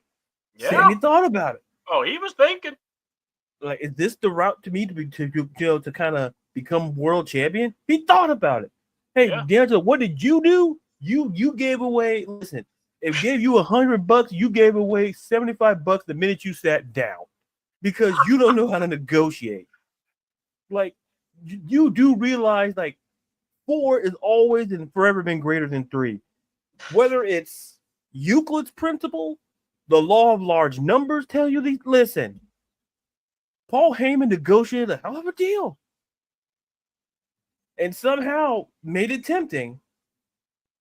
And Braun was there. That's just, listen, wise man masterclass. And basically the deal was done because here's the thing. Seth and Paul had a healthy respect for Sami Zayn. Do I have a healthy respect for you, D'Angelo? Well, I'll put it this way. The way I feel about you is low-key maybe the way C-Dub feels about Pat McAfee. Oh. Because here's the thing. I know I'm jumping the gun, but you in that ring, and listen. Please, let's get through. Because we're about to address someone else that you're about to defend vehemently. Oh, so, God, yeah. All right. But yeah, so I'm done. So I got to say my entry for the next thing. Go. Save it. We're saving it because we're coming for you. So we're coming for you. In the broadcast. What do you mean? It's like I was in a meeting and I got kicked out of the meeting. I'm like, coming for you. All right. What do you mean I'm fired? Heel turn. Becky Lynch shows up. Becky's talking to the crowd. And look, she didn't need a whodunit murder scene, but this woman just went out and said, oh, by the way, I kicked Bailey's ass. And I was pissed because Michael Cole and Pat McAfee were like, oh, Liv and Raquel did it. And nothing. Liv is about to be in Hollywood, folks. She don't need to be dealing with Pat McAfee shits. Okay? And Michael P.S. Hayes or Michael B.S. Cole. Oh, I feel the same way that C-Dub feels about Pat McAfee or Pat Macaroni. So, don't worry. But now, yeah, Becky Lynch goes heel, explains why she beat up Bailey, and then why she beat up Lyra. So, Darius? What did you think about the thing, and then the interaction, and what did you think? Did Lyra come off good? What was your whole thing at all this? First of all, yeah, this is where my defense mode comes in. So, to people out there,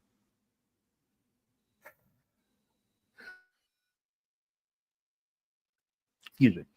Hold on, someone say something. I know what they did. Oh, okay. It's like, damn, was that the same comment? To people out there having the nerve, the audacity, and the temerity to Becky Hogan, like I'm gonna start there. Do you, some of you people realize, and I know David Ross, and I respectfully say this.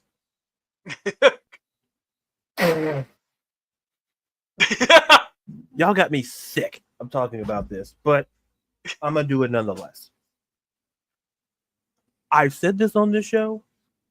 If there's one person I will defend,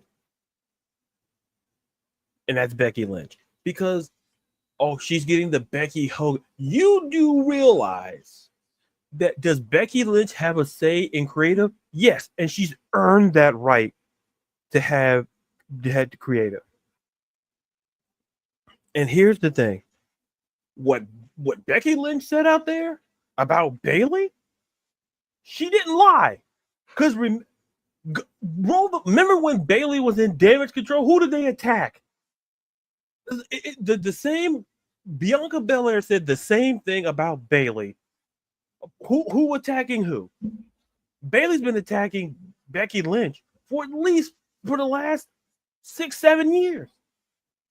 But all of you guys, not saying all of you guys, apologies, but most of you want to ignore that because, you think this is about Becky Hogan. No. Do you know how many people Becky Lynch has put over just in the last 5 years? She's put over the likes of Lyra Valkyrie, who she's going to face. Well, by the way, I'm going to get to Lyra in a minute because I think she did fantastic. Okay. Tiffany Stratton. She went down to NXT and helped before we raved about NXT women's division. Who was one of the people who went down there and helped it? Becky Lynch. And yes, her becoming NXT champion, yes, it had to be done because guess what? Her to become champion, she needed somebody to dethrone her, to put that person over. Just like when she came back and she became Raw's woman, and like how she helped Liv Morgan. Yep. She's literally helped build the division, the women's division that you see today. And when she was out there, she was cooking. And a lot of you folks listen, I'm not going to call him Hulk Hogan. I'm calling him by his government name, Terry Bollea. He ain't getting the Hulk treatment. He ain't getting the Hulk. No. Terry Bollea had creative control at WCW, did he not? He had creative control. That's somebody who had creative control. This man wouldn't put over a bicycle. He wouldn't put over anybody. And yet y'all come to me when us Becky Lynch fans kind of defend, y'all say, "Oh, Becky Hogan." Listen, if there was any example of someone looking like Hulk Hogan, respectfully, and I'm not saying you can make this case or not. Like, I'm sorry, how many championships does Charlotte Flair have? I think 14. I'll give you a clue. It's Becky Lynch does not have 14. Oh. No, that's the point. No, you're right about the number. Oh, okay. The point I'm making here is that what we saw on Monday night was a masterclass in promo. Not only did she, create a feud with Bayley, that's gonna cook probably this summer. Yeah. When she attacked Lyra Valkyria last on the Raw she listened, and she was cooking like, listen, I helped build you. She didn't tell a lie. Nobody knew who Lyra Valkyria was without Becky Lynch. Mm-hmm. She was somebody down at NXT, and it's not disrespecting Lyra. She would have probably got to that point on her own, but it helps to have Becky Lynch put you over. I don't care about what people tell you, like, oh, Becky, oh, you do realize how creative works. It's like me explaining to people how tariffs work. Okay? It's online. You can read what it's about. Because some people have the same rhetoric about that. But when I'm talking about Becky, I'm talking about Becky. When you call her Becky Balea, which is very good, that's why I said y'all out here just speaking just for the sake of speaking. Mm. And to the point where, listen, you know what she did? She played into it. You know what? If y'all want to make her heel, damn it, she played right into it. Because you know what? Y'all thought y'all could hurt. No, she played right into it. And y'all still got a problem with it. Because you know what your problem is? I always tell people this. Just say you don't like them. If you can't separate what you're seeing and you make it personal, that's how a lot of folks miss out on a lot of things in their life. Because you make it personal when you don't have to make it personal. Yep. If you don't like Becky Lynch, cool, but you're not going to deny the fact of her impact that she's had in this women's division. And I could argue her and Bayley, ironically enough, are the two who had the biggest influence on that women's division for the last decade. But we're out here arguing like that promo. Listen, y'all talking about Bayley's the heel? Bayley's the bad. Listen, all of a sudden, and then Lyra said, "Oh, Bayley was the first one to warn me about you." Of course, Bayley knows. Of course, Bayley knows how Becky Lynch is. Bayley knew she was going to get a receipt. Right, exactly. Because, like I said, are we going to ignore the fact that, like she said, we just ignored the fact that Bayley's been attacking Becky Lynch 5-6 years? We're just going to ignore that since 2018, 2019? We're just going to ignore that? I mean, she's like, a face. She should be face people. Hey, face, we're face, we friends. It's like, yeah, it's like y'all just don't like Becky Lynch. Just say you don't. Now that John, you know what, John? He puts it over by throwing it at people. That's how he puts it over. He throws it overhand. That's how he puts it over on people. He can't even put it over people because he hits them in the face. And then they sue him.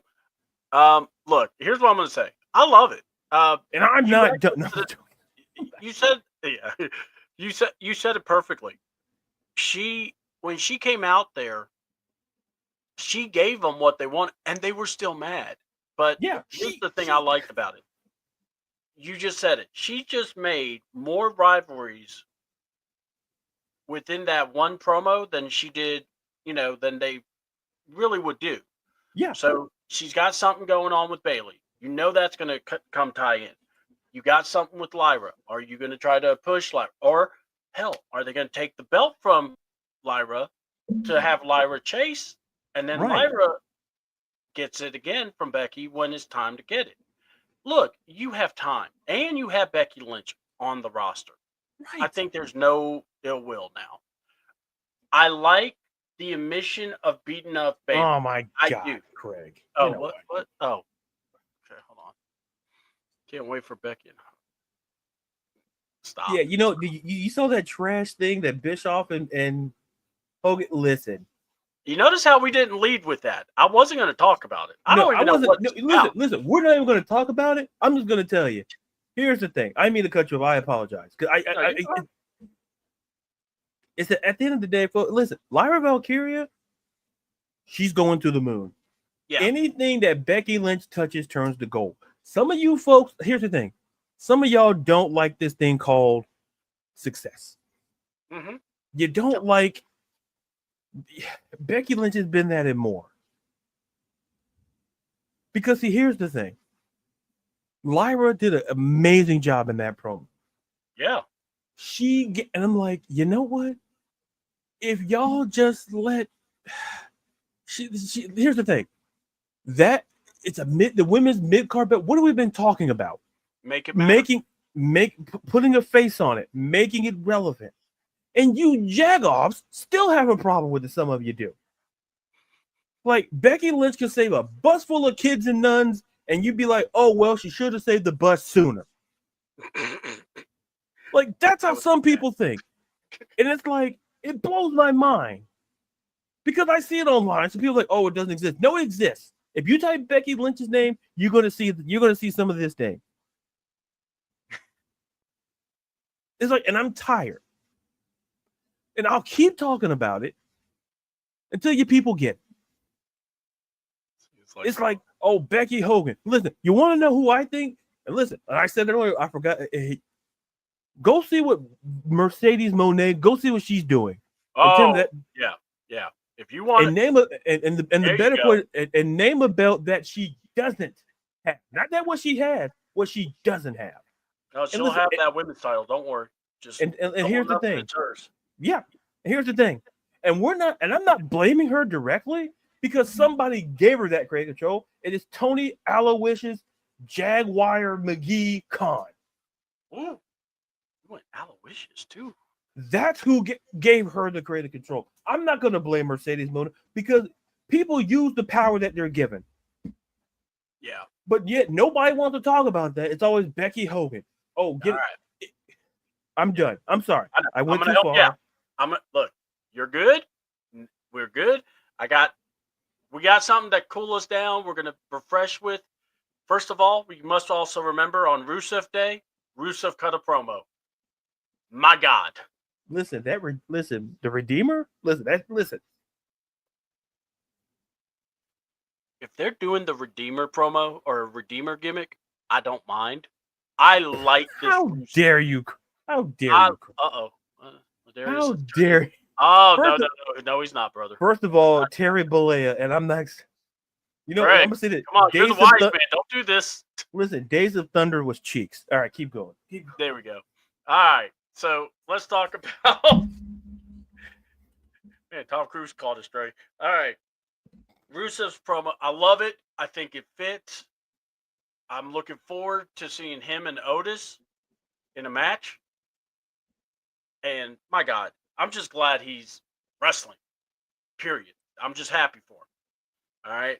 And hold on. I'm just yeah, but I just want to make sure, man. The day's getting hot now. we still got a little bit more to go. Let's see. Rusev will be the WWE Russian Terry Tate. I don't know, man. Rusev looks good, dude. You saw his hot, flexible wife. Anyway. What? That's what he used to say in another company. Anyway, talking about hot, flexible, Stephanie Vacour. Ooh, Jesus Christ. Booker T's getting traded to Raw. Can I work 2 nights? Please. Can I work 2 nights? You know, if you people said you were angry and mad at Booker T calling Stephanie Vacour matches, I want you to introduce you to Pat McAfee. He has no clue on how to call this woman's matches. Him and Michael Cole are basically 2 gringos walking in and can't figure out what the hell this is going on. But the devil kiss is right there. You know what to do, and you don't do. Anyway, hold on. Tony makes a Make-A-Wish. Oh my God, I love that Make-A-Wish con. All right, my God, the match with Ivy was good. I've said it before. I'm going to say it again. Stephanie Vacour is one of already at this age that she is probably the best, most comfortable, high-flying woman wrestler I have ever seen. She is amazing. She is comfortable, going up to the top rope. No hitches, no thinking about it. You see it. It's already there. In fairness, Pat can't call any match. Amen. Trust me, we have plenty of proof. God damn, we had to watch WrestleMania with him talking. Anyway, but Stephanie Vacour, whenever she goes to any promotion, the women's division is going to get a pop-up because she is just that damn good. She really is. I mean, her presence, La Primera, the fans are behind her. And yes, she speaks very little English, but she is her presence, everything about her gets her over. What do you think about Stephanie Beckor? And if you want to give a shout out to the, Ivy, go for it. But what do you think? In fairness, Pat can't call any match. But Jesus. Hey, listen. First of all, I want to say I love you, Wise man. Listen, I got a little heated. Yes, just gotta bring it down there. Listen, yeah, he gets listen, but listen. See, here's the problem. If I bring it up, I gotta bring it down. If I don't bring anything, then I gotta bring it up. I don't win on this show. I don't win. No. Bring it down. It's either no, too late. I'm already filed a complaint. Now yeah, he tells me, "Oh yeah, bring it." When I don't say anything, I'm like, "Oh, say something." When I do say something, I'm told to bring it down. No, I'm told to bring it down. I'm told to be silent. My voice is not heard. Now, the Wise man, we'll get the people to talk about that. But Stephanie Beckett. Listen, it was a great match. Listen, Ivy Nile, like people were complaining about how she took that that move, and I'm like, how are you supposed to take that move? Like, is there a blueprint for that? Because I don't think there is. No. And oh no, we heard it, Dre. That's why I say we're getting that Redeemer stuff. That's the Redeemer stuff.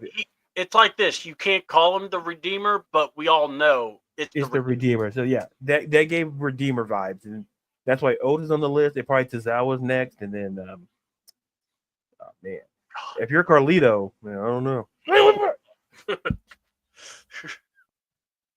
Well, at least he's getting beat on Rusev Day. But the thing is, in the Stephanie Beckor match, I think, like, first of all, listen, it was a great match, and I think, like, Ivy Nile, they're trying to do something with her. I really do think, in that division, that women's division, which we talked about, which I'm not going to bring up again because I was told to calm down. So no, you can go. It's just I wanted to. No, it's fine. No, I'll be short. I'll be brief so we can carry on with the show. It was a great match between two great competitors. Okay, I'm done. I was just saying. Anyway, all right. No, I'm done. All right, you're done. So, yeah. And by the way, you said that. You guys heard that, right? You heard how you said it. Just by the way, Wrestle Take backs Ladarius up 100% about Becky Lynch. She is not. Wrestle Take also feels that Ladarius has been silenced for a certain extent. So you've been talking after listen anyway. All right, Pat McAfee. Well, I'll put myself on mute for this. And no. Maybe I should ask you because I don't think it's fair that you get to answer your own question. It seems weird. Yeah, I got you. All right. So we saw Pat McAfee have a passionate promo. Yeah. Passionate. Tommy Dreamer said top 10 on Raw. Oh, he said top 10. He said, huh? And that's how I know drug laws need to be changed. Now, thank you. How do we reform drug reform? Yeah, I think I found.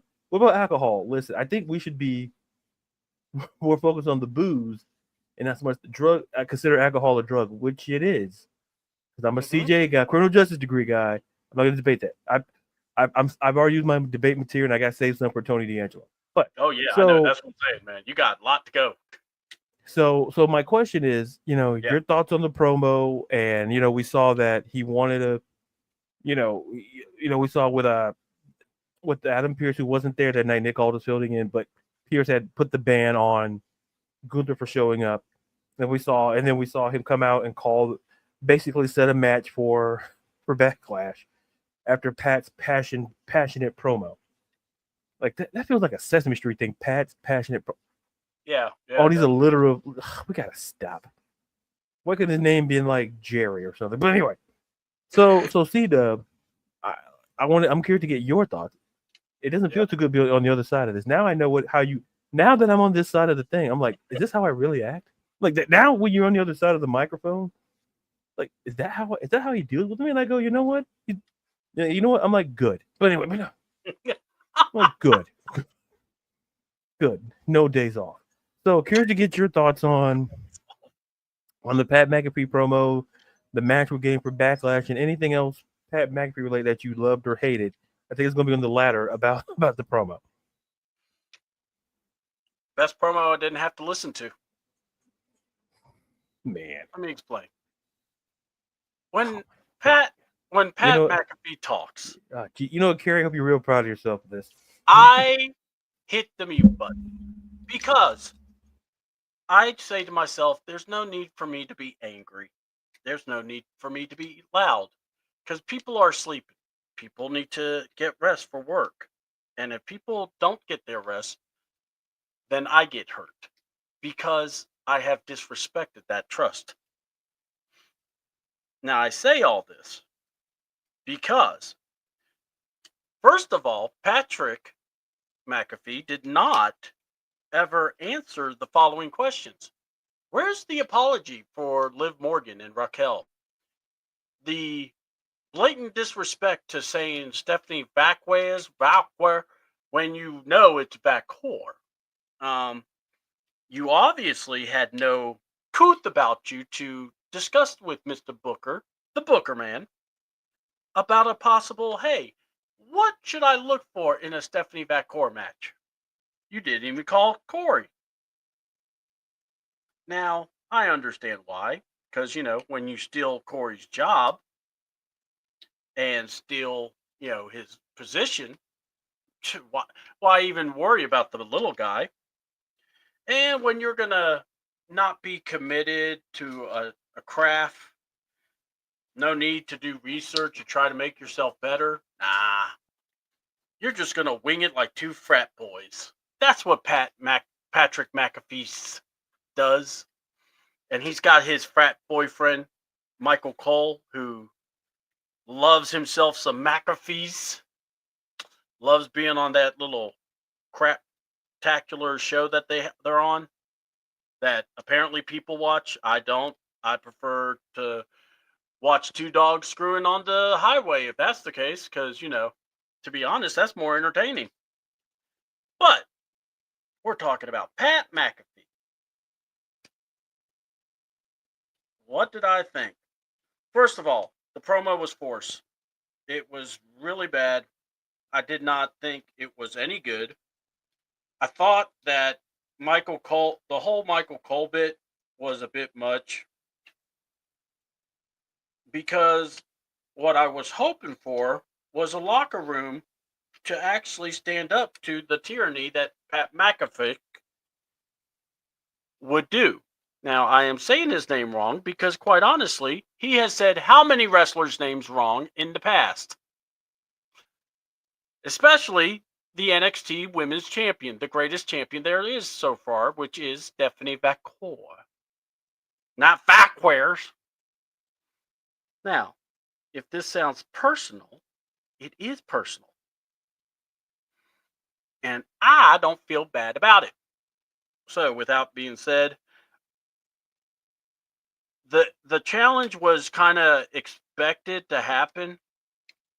What I was surprised with is that so they're doing this here. They're going to try to, I guess, make it where he is going to be wrestling Gunther. Now, look, Gunther doesn't have bad matches. But you could have given him a jobber at least to have some decency. I mean, this man does not need to be in a ring with Pat McAfee. So, my thought is this. This is WWE. This is TKO trying to do something stupid. Congratulations. You are. And will it work? I mean, it probably will. I mean, look, if Patrick McAfee win against the Ring General Gunther, there's something wrong. That's all I'm going to say. You better not do this. WWE, have some damn respect for the ring and how sacred it is. But, we'll see. Do I feel they will? Nope. Do I trust them? Nope. And my thought process is the following. They really don't, right now, I do not know what to expect from this match. I hope to God they don't try to do a JR Taz deal because that would just be worse. And that's what I'm afraid. You know what I'm saying? They do something where they bring something like that out. And look, if this, I read somewhere they're trying to do like a retirement angle for Goldberg, and they're going to use Pat to be a part of it. I don't see how that is a good idea. But on Backlash, when I watch Gunther, I would like Gunther to turn into Walter and beat the holy hell out of Pat McAfee for the sacredity of the ring, because we need it. Please, Gunther. You are our only hope. And look, or if not Gunther, a drug test. Because I guarantee you he ain't passing that motherfucker. And that's C Double's thoughts on Pat McAfee. You see, I didn't stop you. I didn't rein you in. You did good. Yeah. I'm real proud of you. Yeah. Was I reined in? We're not going to talk about that. No. No. We have so much to cover, and I want to make sure we all go into it. I want to make sure you got more steam, especially for the D'Angelo family. Are you saying I have a stamina problem? No, I just want to make sure we keep the ring going. I have a stamina, sir. That's a personal thing. I am in great first shape. Of all, I'm getting kind of delusional, and I'm getting kind of hungry, so I apologize if you feel I am too, but we're professionals. Losing to Jay did not hurt Gunther. Losing to Pat would a lot. Yes, that's the other thing. There is no way you look. We kid and everything. They better not have that idea. You better not, because if you thought schoolboy pin. Oh my God, dude! I may end up in St. Louis. Dude, what the? Who the hell? Excuse me, Craig. I thought I was talking to C-Dub. Jesus, Craig. Oh God, that is wrong. No. Hi. Hi, I'm a podcaster, and I'm a very proud podcaster, and sometimes this show takes a lot out of you. But how do you put it back in? You guessed it, Blue Chew. It's right, Wise Man approved and Seth Rollins guaranteed. That's Blue Chew. Keep chewing until you can't chew anymore. God, you're awesome. You could do this for a living. And I think I'm filling time because you can see my colleague here is doing something. He's allowing me to talk too long, which means he's doing something because I'm not being monitored. So it's your own show.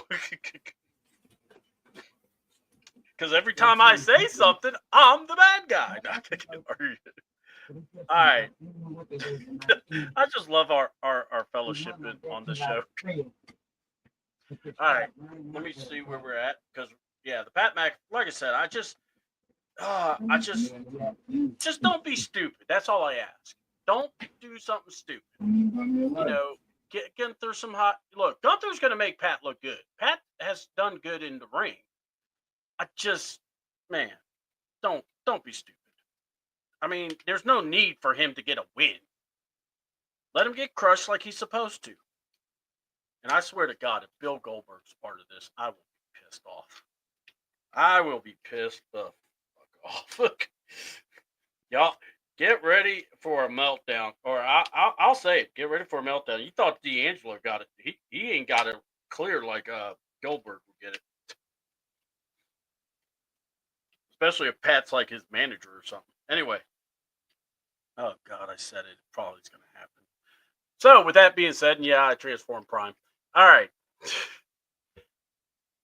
Braun Breaker versus Sammy. Now, the reason this happened was the visionary, the revolutionary, Mr. Peacock, Seth freaking Rollins, and of course, Ladarius freaking Brown, gave a choice, and because Sami Zayn came out and kind of called out, Seth being for hypocrite. And Seth told him by the end of the show, you need to make a choice. Either you're with us or you're against us, or you get out of the way. Meaning, and then we found out Paul Heyman was ready to give him an offer because the devil knows how to get somebody's attention. Yes, Patrick McAfee. Good thing Patrick in the ring means he's not. Yes. Maybe Corey Graves could do that. By the way, congratulations to Corey Graves on their second child with Carmella. Beautiful. Love to see it. Good, hardworking people. All right. So the whole promo came through. Sammy gave his answer. And look, I don't know what people think about this group. I love this group, Ladarius. I love this team. Seth is maniacal. I love it. This is the Seth I miss. What was your thoughts?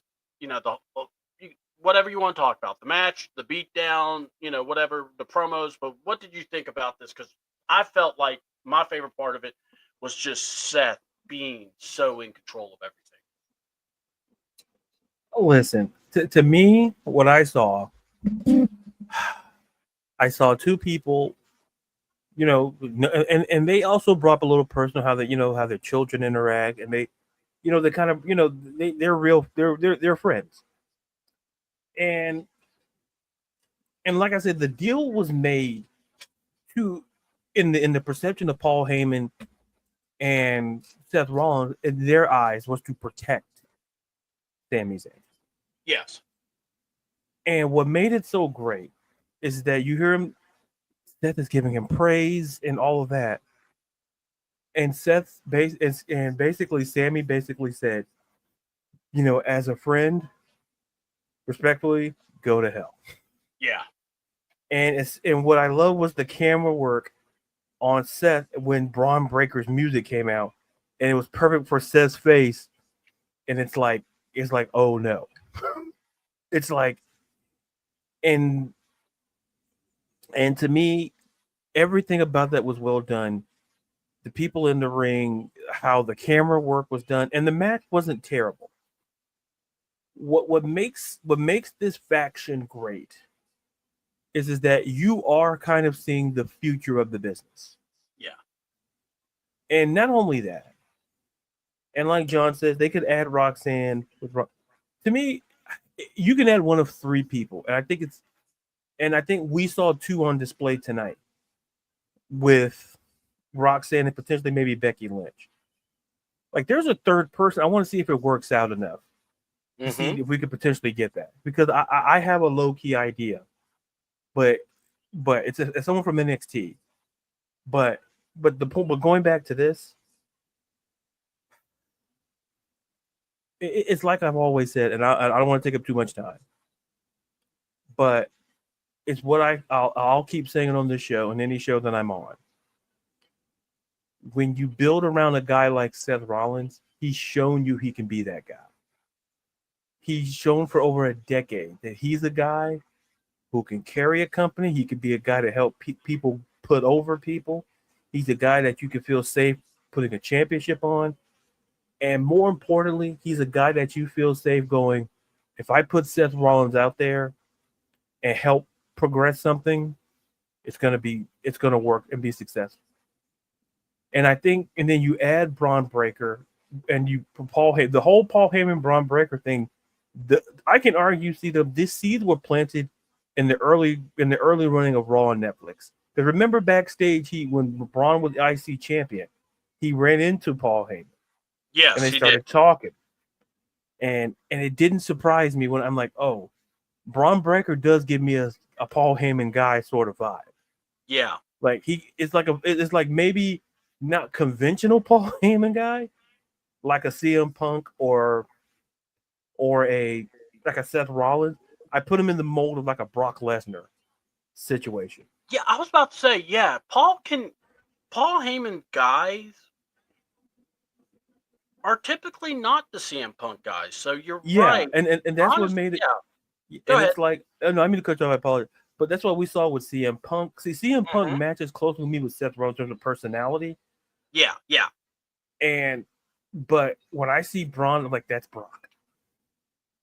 That's Brock Lesnar. That's a guy who you get strapped the rocket to the next 5 years, main event WrestleManias, and you feel safe. Yeah, and And everyone has said that too about Braun, that it's he like, is that kind of. and when he was at NXT, I remember when he fought, I believe it was Carmelo Hayes, and I saw him and I went, my God, you can build around that guy, and do something special, and I think, to me, Braun Breaker's presence looms just as large in this faction as Seth Rollins.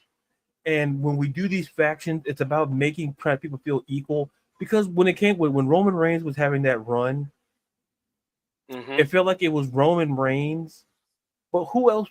It didn't feel like nobody else was equal. And I'm not disrespecting the Reign.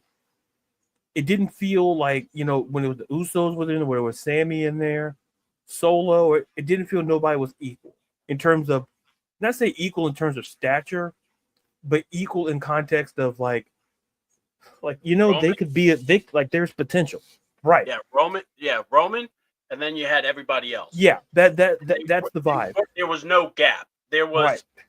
There you go. I like and it feels like with this faction, it feels like Braun's having just as much an integral part of it as Seth, and Seth being the guy that he is, and that's important when you build these factions. Yeah. And I'll say this while I wrap it. It's important how these factions come out, because even in the Shield, Seth stood out, but most people looked at Roman as the leader. Yes. But Seth was a guy that could have easily been the leader.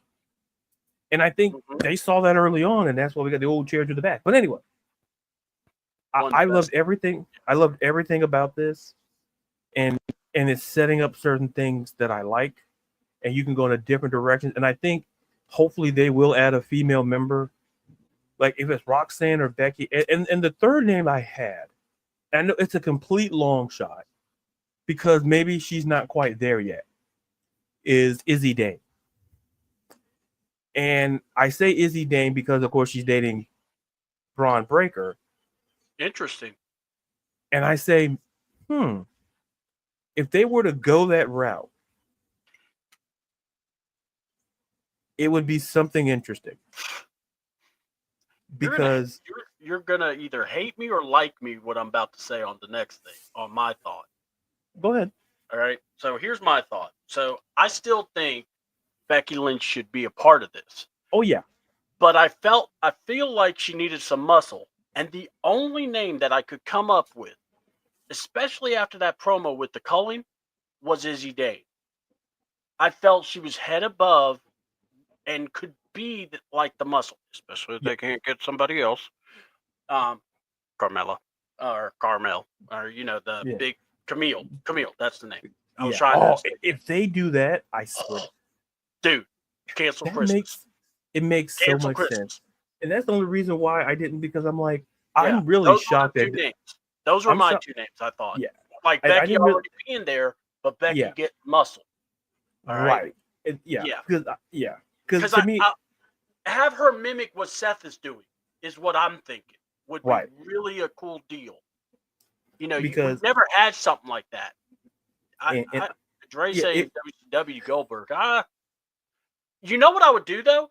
I would have if Goldberg wants to retire, Braun Breaker is the one that retires him. To me, that always made more sense. Yeah, like there's too many. It's like this. I think Gunther. I think Goldberg wants a match with Gunther, and I think he'll get that. Sure, yeah, like that. That's respectable, but Braun Breaker makes too much sense. But I think Gunther or Goldberg and Braun. Braun writes him out, and Seth is like, and Paul are like, we told you not to come over here. Yeah, it's just like low key legend kill. Yeah, and it's funny you say Camille. I'm really surprised that WWE hasn't really, and I understand how strong the contract thing. I don't know what's up. Yeah, because I think that's the only reason, and that's why I think, because Tony Khan hit in the art of negotiation. the Tony D'Angelo negotiating contracts. So because I think that may be it, but Camille, listen, folks, if you don't know about Camille, like I'm gonna just say this and I'll be done because I want to keep go watch Camille at NWA and understand how great she was in that women's division for at least 2 years, just dominated with the Burke. Let me tell you this. Think about this. So Camille dominated it, but the person that booked it was a rock star. Yeah. He wasn't a wrestling in the weeds kind of guy. Because you know why that works? Mm-hmm. It's because you don't attach yourself to the work. Yes. That's Billy Corgan. Listen, first of all, Smashing Pumpkins, great group, 1979, fantastic song. But anyway, see, you guys are getting a lot of stuff. I promised myself I wasn't going to talk. I was going to talk too long because I would save my energy. But see, I got to promise the sponsors that Blue Chew. But the point is, look, I want you to go all in on Tony D'Angelo. That's what I want. So, and the thing is, there's a lot of different routes and ways you could go. But what I will say is that I'm super curious on how they kind of approach it, because I think back to me, Izzy Dame just stuck out to me, and that makes a whole lot of sense. Mm-hmm. It's like to your point, how she's with I'm like, you could do something, because to me that, and when I thought about Camille, and the only reason why, to your point, is because of contract, and people it's like those pesky contracts. But if it was officially announced that she was released from AEW, I guarantee you she would be a part of this. Yeah, within 2-3 weeks, she would find her way. Well, yeah, I think the whole Britt Baker thing. I'm making an ad for the show. And listen, the visionary needs stamina to keep up. But listen, all that makes me do is just, in fact, I'm so charitable. You know what, wise man, grab yourself a couple of packs. Because listen. Oh, ain't that nice? And get some to my guy C-Dub. He's not going to admit it on the air, but I'm trying to be a friend. Cannot confirm nor deny that there's a bottle of something in my possession already. And when he means it's blue, he means like the mint. The mint. In fact, that's the noise it makes when it happens. Exactly. You've learned. So, yeah, let's. The user of it. Oh boy, good times. What did Craig say? I'm just using it. Look, you got 5 kids, man. You don't need no more. Listen, won't stop. You can't stop till you get enough, Greg. Hey, hey, man. I mean, go, Craig. But yeah, I just. All right. So look, NXT happened, and look, there was Joe Henry showing up, calling out Trick, got beat up by the Dark State. All right. Ricky Saints beat Lexus King. Thank God. We talked about the metaphor breaking up. Hank and Tank beat Josh Briggs and Sumo Dude. And Shawn Michaels invites Joe Henry again, and then Hank and Tank volunteer their services to go against Dark State. Now, here's the only good thing that's coming out of this, in my view. You put a tag team title match for Dark State against Hank and Tank. Hank and Tank ain't winning that match. That's all I'm saying. But yeah. So sorry. I love me some Joe Henry. I was not happy about that, but my God, the whole thing of the night. By the way, the women's matches, amazing. Yeah. Sol Ruka versus Carmen Petrovich. Check it out. Check out Jordan Grace, EO teaming up to go against Roxanne. Check out that kick that Carmen put on Ashanti. Oh my God, yeah, that kick was flush. But man, first of all, Jordan and EO working together, awesome. And but my God, Tony and Stacks, go. Just let's talk about it, bro. Listen. This is Let me talk to you guys. First of all, team Stacks all the way. That's number one. Number two, Tony D'Angelo had the nerve, and he had to low-key admit that he trusted Stacks. So for a guy that you say you trust, why did you have such a look on your face during that which should have been 4-on-4, that match at Stand and Deliver? Listen, Stacks was the MVP of that match. He was. And yet, the fourth guy, you know who took out the fourth guy in Dark State? Rizzo. Yeah. Which would make number 4. So it's amazing when it's equal how things feel like the playing odds feel a little bit different. And it's like, and then Crucifino, whatever happened to him, now we don't know. Listen, out there in the desert somewhere. You're in the desert somewhere. And listen, what Stacks was saying was true. Stacks said, there's people there you don't trust. And a couple of guys came after D'Angelo. Good. Because you know why? The decision making. The decisions you made, think about it. I don't think See, the thing is, Craig, the promo for D'Angelo wasn't great. I like what Stacks did. Stacks did a great job. But D'Angelo to come out there and basically have a bunch of dudes surrounding him in the ring, knowing that your number 2 guy betrayed you. And by the way, how do we remedy that? We put a bunch of other guys around me that I don't know around the ring. That works out great. And then about 3-4 guys go after him. What Stacks was trying to tell you, Stacks was not so much being impatient. Stacks was better on the mic than Tony D'Angelo, and that's not good. And you know what? And this has been brewing. I could argue before that, whatever happened in that NXT parking lot, this has happened before. If you go back and look at previous vignettes, it felt like AEW. But here's the problem. Here's the logic. Tony D'Angelo is not a great leader, because if you're negotiating, aren't you not supposed to negotiate something that benefits your side? How does 4 people in Dark State and 3 of you guys make sense? You're telling me you couldn't get a 4th guy? You gave Crucifino your blessing to go to Evolve and get a 4th guy.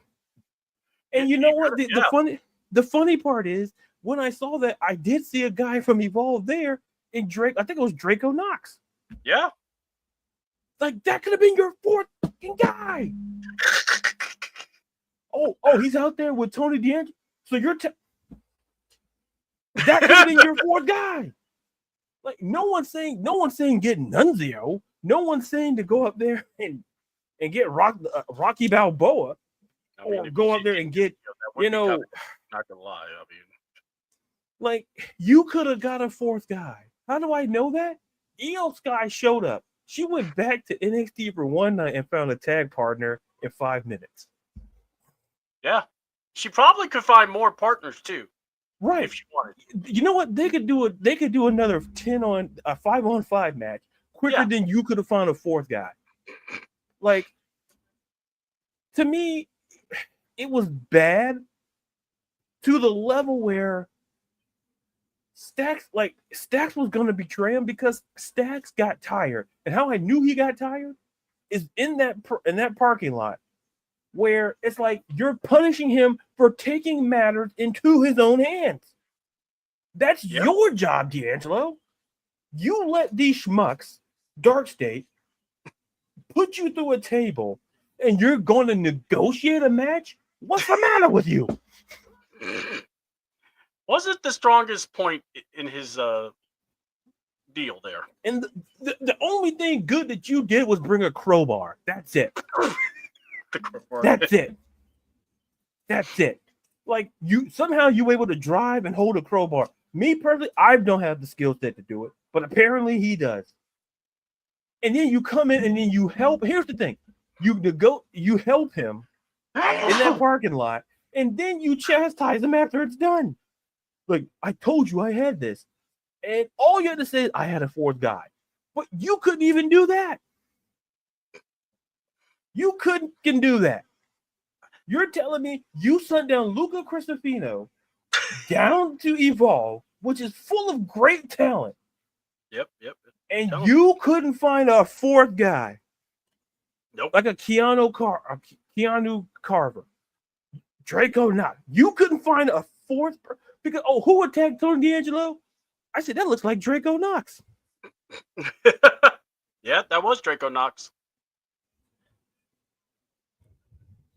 You know it, Craig. It's all about the curve. Now the point is it's all about the curve. That's all I'm going to say legally. It's all about the curve. Now, the point is a parabola. But anyway, the point is, I'm not done. I'm going to put a button by saying this. What made this worse for Tony D'Angelo is that all the stuff he was talking about, I'm the Don. You got to look like a fool. And you surround yourself around the ring with outside of Draco Knox. Like, who are these people? Like Stacks was able to get guys from Jersey. You're getting these guys. Listen, I live in Florida. I live near Orlando. I know where you got those guys from. Like, no, you could do better. And if they're building a feud, Roadblock. I hope Stacks beats the bejesus out of and make it a crowbar match. Crowbar and a pole match. And then by the way, no Crucifino. I sent Rizzo into hiding. Rizzo was the second best wrestler in the whole match at Stand and Deliver. And all she did was do a dive onto the fourth guy of Deep State. She was pretty good. It was basically this. It was Stacks, Rizzo, Crucifino, D'Angelo. Like, wait, is that four? So you needed a fourth person. Because Rizzo, you know why Rizzo, everybody knew. I'm going to say it like this. If we're getting more promos from Tony D'Angelo, respectfully, that wasn't. Just go to the ring by yourself, my guy. Because 4 dudes jumped you and you couldn't do nothing. And there were 4 guys on the other side of the apron. And they did not want to come in. And they did nothing. What is that telling you? Like, listen, my guy needs to watch The Godfather. Okay? Because, but watch the movie. Because even listen, after what happened to his dad, Vito, Michael Corleone didn't trust it. He took out the competition. Mm-hmm. Like, it's one of the most classic scenes in cinema where you see him go to the church and the hotel. He's taking out these leaders. He's taking out a group of people. That's what Stacks was trying to do, was take out the competition in Deep State. You could argue he was ambitious, but listen, he knew you weren't doing anything. But he had enough respect for you to do a certain way, and you still get no. Done. Good. Most ridiculous thing I've ever seen. And Stacks said nothing wrong. When Stacks said, it was his time, listen, for all we know, I would not be shocked if Rizzo and Crucifino go to Team Stacks. Because listen, you thought the Titanic sunk. That promo, they hit a couple of icebergs and then some. And Our you want to go in the background going, that was bad. Man, that was awful. Respectful. I'm done. Sure.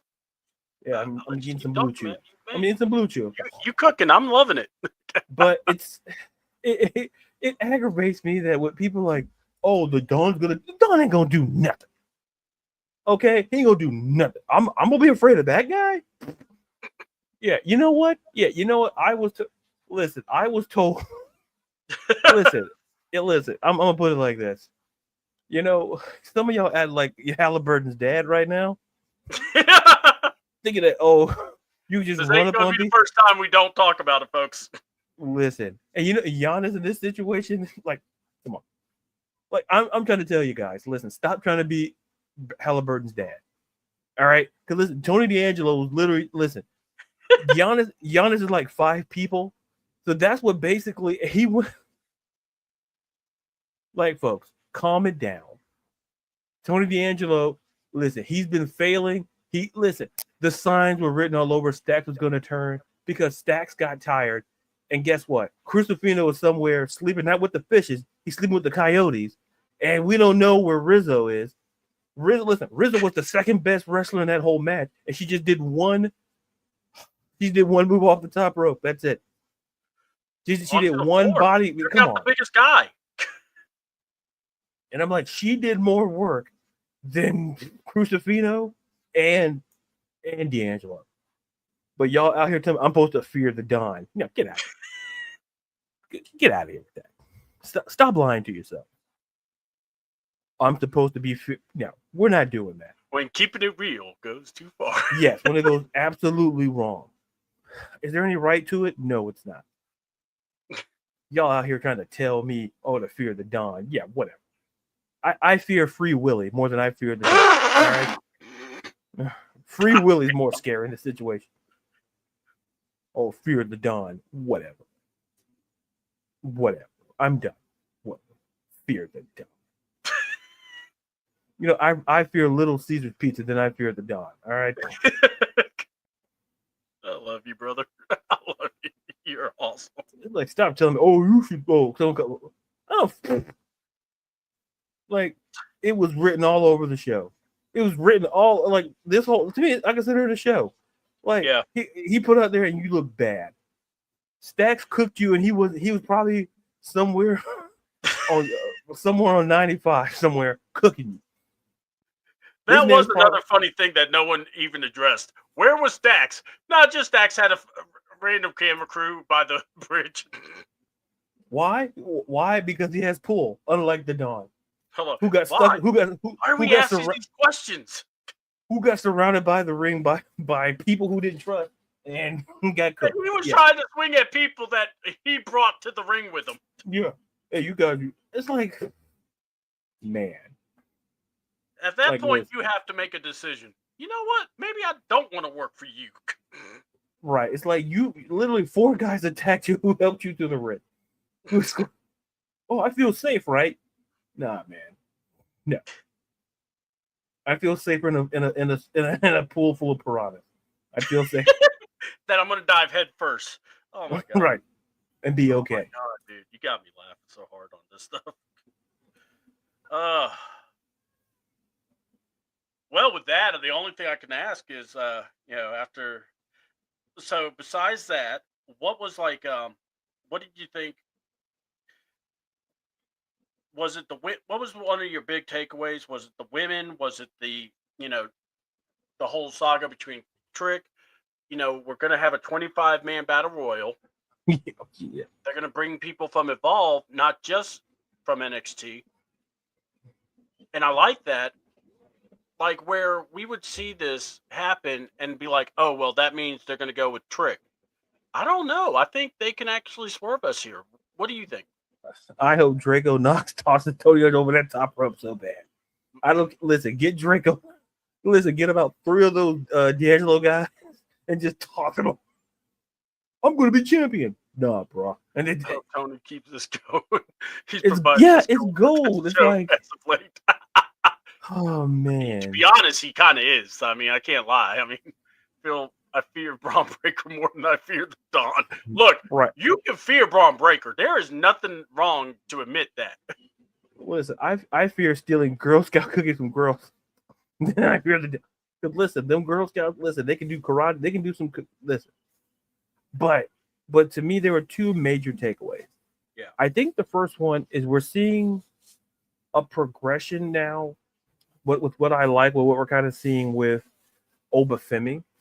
I think now I'm curious to see what's next for him. And then seeing my guy, The Undertaker, listen, my GOAT, I'm not having the argument. Listen, I've argued up enough for the day. I can argue. You good? Like, and I'm like, what? Oh man, you want to talk about a guy who almost?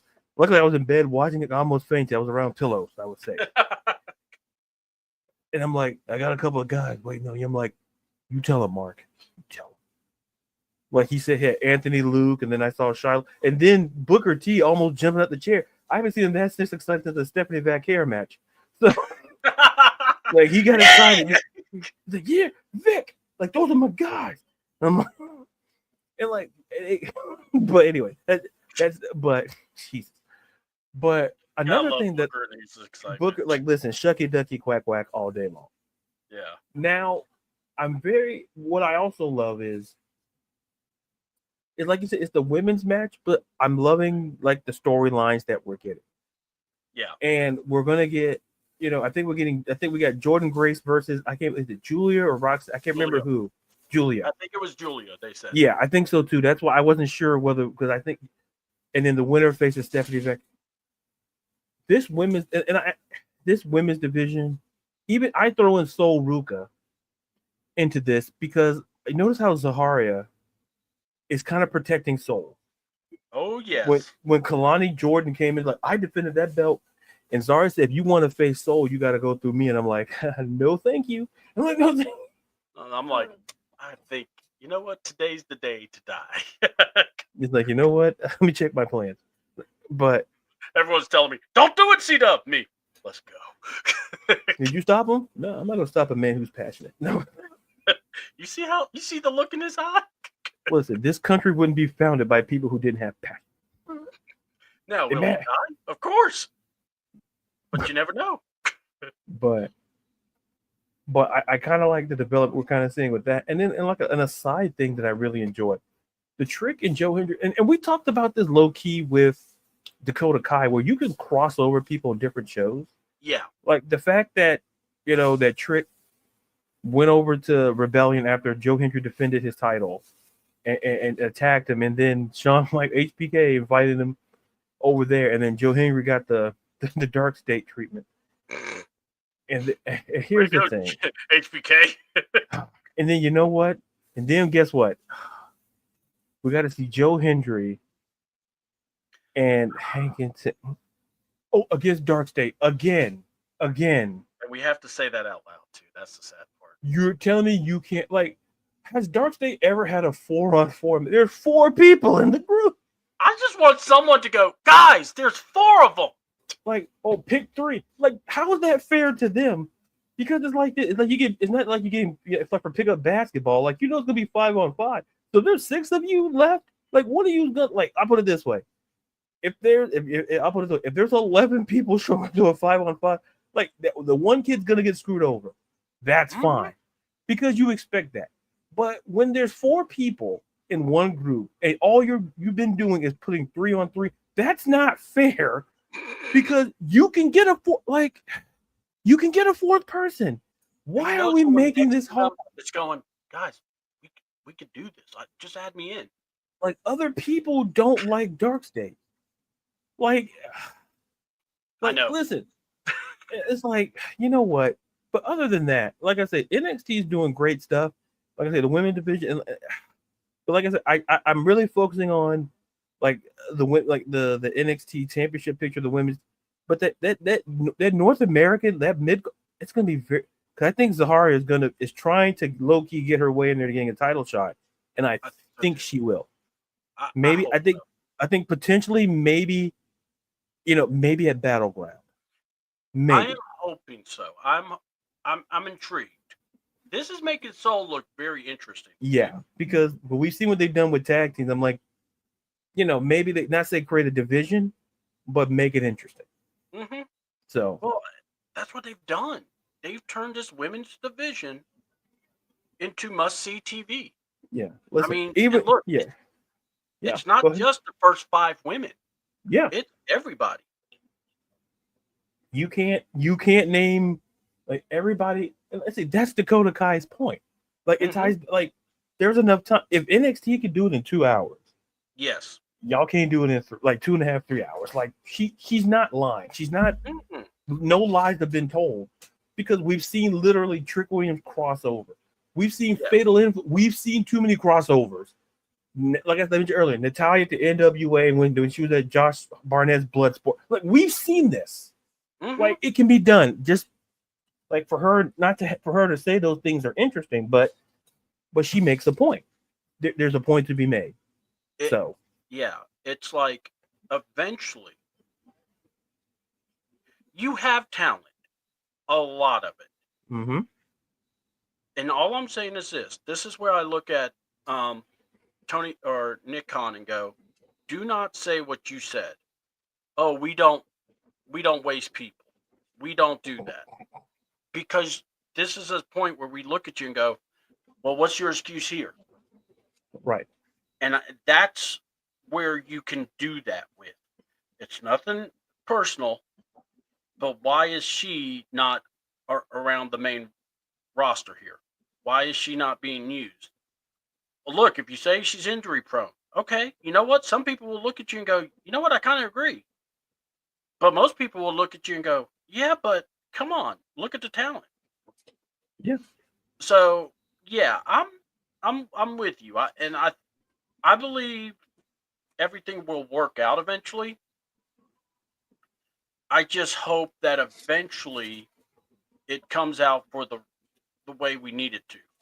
You know, I don't want people feeling like they don't deserve a spot or they don't deserve something. Right. I feel like you're in this business, you deserve to be where you are.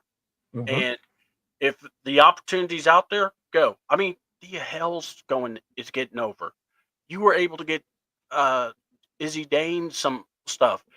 Dude, we had an Andre Chase U thing going. So there's plenty of stuff to do.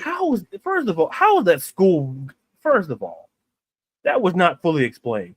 Like, you know what? So what happened you want here? In on this one, or you want me to give you my thoughts first? Listen, recently Rich Holland sold back the school to Andre Chase, who had no money. So I need to know what kind of nonsense is. Listen, I understand there's a few of the Department of Education going away, but come on, like. Or like someone says, it's not even a real school. Listen, listen, I'm still waiting on my tuition money back. I put my application. I want my application fee money back. $100. No, listen. Oh, we're closing the doors. So I'm out $100. No, y'all back open. Listen, I don't care if you hand me a Benjamin, 2 Grants, 5 Jacksons, 10 Hamiltons. Listen, 20 Lincolns. I want my money back. Because I was told y'all school was closed. Yeah. And all of a sudden, Andre Chase showed understood Thea Hale, Duke Hudson, I guess he's on to doing something else. And Thea Hale moved on. And man too. What happened? Oh yeah. Yeah, she's got a man from Evolve, but still. Good guy. But yeah. Oh yeah. Harlem Lewis. Yeah, I think so. The Harlem Shake dude. Man. You know I was going to come up with something. I think we know of the two who's the more up to date on dances. I'm not, audience, I'll let you decide. It's the Harlem. But one for C-Dub and first every other button for me. Even the bounce. You're like, damn it, I need to yeet this one as far as I can. Should we say something? Now let's see how this goes. He's cooking. What? They're a great team together. They really are. They function well. Oh man, who's gonna tell him? Not me, brother. Yeah. Who's gonna tell him? Not me, brother. Hunter, brother. Why are you looking at me, brother? And put people over, brother. That's not the way you do it. But yeah, so I mean, those are things I thought. I fear Joe Henry more than I fear Joe Henry more than I do Don. Yeah. You know what? Tomorrow, I think that's going to be one of our questions. Who do you fear more? I vote C doubles. Vote for C doubles or vote for the positive direction. You're voting for C double? Okay, all right. All right. I don't know why, but I listen. I think they're trying to wrap up the show now. So yeah. And what's this whole thing about a gorilla versus people? What? First of all, it's first of all, listen, people. Listen, you ain't beating up no gorilla. Stop it. Listen, 100 people. Listen, You can get literally the whole state of Montana. You ain't beating no gorilla. Do like this is what's wrong with people. Leave the animals alone. They're not bothering you.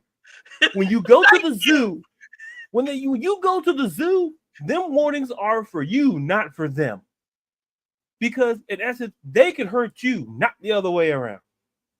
When they tell you don't feed something, they even with the flamingos, they tell you don't bother them. What is that telling you? Tell them, Ladarius, they need to know. When you, this 100 superstar, listen, you ain't beating no gorilla. Stop. Don't mess with Willie B. Like seriously, what the hell is wrong with you people? Like, there's 50. You're not beating. You could clone. You can get Walker Texas Ranger. You can get Rambo. You can go get Predator. You can go get anybody you want. You ain't beating. There's a reason why we are humans and they are animals. Yes. Technically, animals are strong. Listen, a gorilla has at least 100 times more strength than us, and you want 100 of us?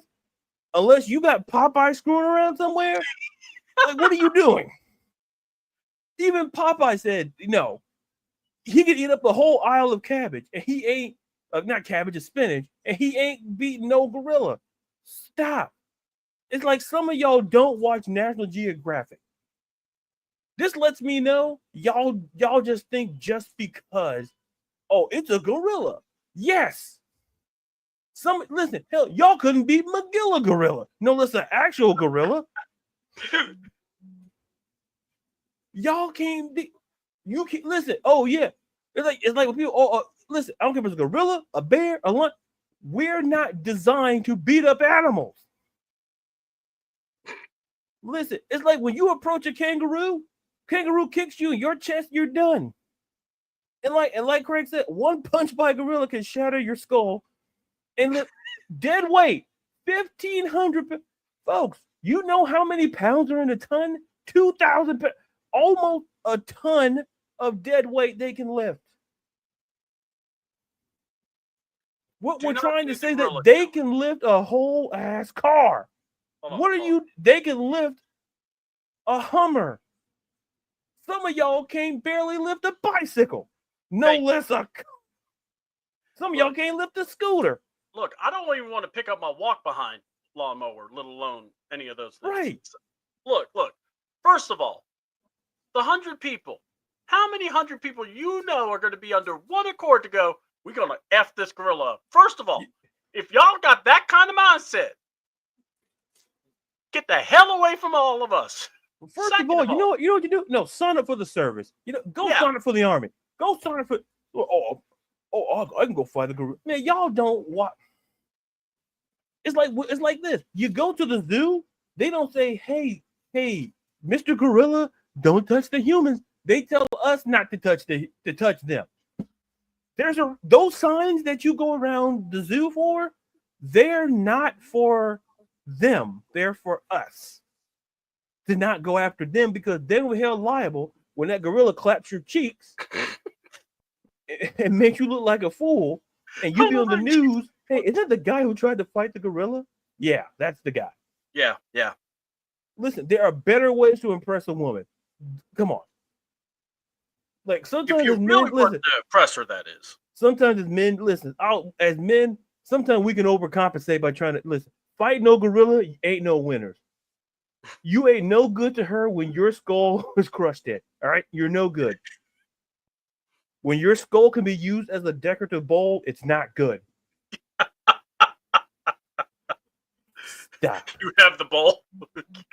What's that? Oh, that's Bob. What the hell is wrong with you people? 100 people. Man, some of y'all can't listen. Y'all can't even beat up the neighborhood dog. The neighborhood dog chases y'all around. You don't want to go look a gorilla. Come on. That or the Kool-Aid challenge. Y'all need to stop. I don't understand. Wait. What's the Kool-Aid challenge? All right. So apparently kids or teenagers or whoever are running through fences trying to do the Kool-Aid man look. To run through, make a hole or something like that.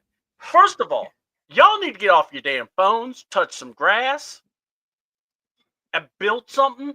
Do something different with your lives. If you're doing this challenge, y'all need to stop. Some of y'all kids can't run through the banner. All right, come Yeah. on. Look, I've seen football players can't run through a banner. Okay, and y'all gonna run through. Listen, y'all just don't listen. It's called too much time. It's like the cinnamon challenge. Oh my god, yeah. It's like remember when people try to puff their lip. Why? This is the future, man. We are cooked. If this is what these kids are doing, listen. I done said it. I'm going to Canada. I'm not listen. I'm not dealing with this. Y'all just running. What is wrong with you kids? Read a book. All right. Listen to us. Right. You know what, Craig, you're right. That fence has to be wide open and not be a fence for that to work. Yeah. Yeah. Some of y'all, first of all, can some listen? It depends what type of fence.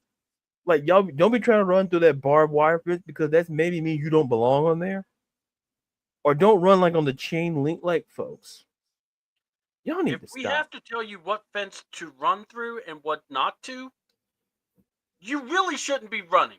Because technically, the Kool-Aid Man does it on Family Guy. Technically, he should be shattered because he's made of glass.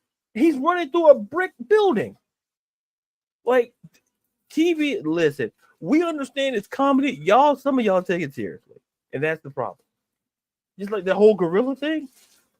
Listen, some of these animals got more sense than us. Notice how animals act and notice how we act.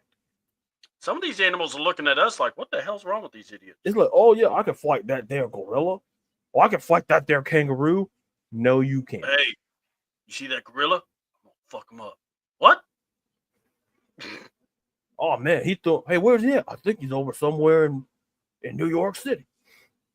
Where you live at? I live in Washington. It's like y'all need to stop. You know, before we close, listen, this is the outro. Some of y'all, this is the outro, folks. Listen, some of y'all need to just stop. Because here's a list. I don't need a list of people who can be the gorilla. I need a list of people who want to be doctors and lawyers. I don't need a list. Now, a gorilla versus a kangaroo. Now that's a fairer fight than a gorilla versus a human.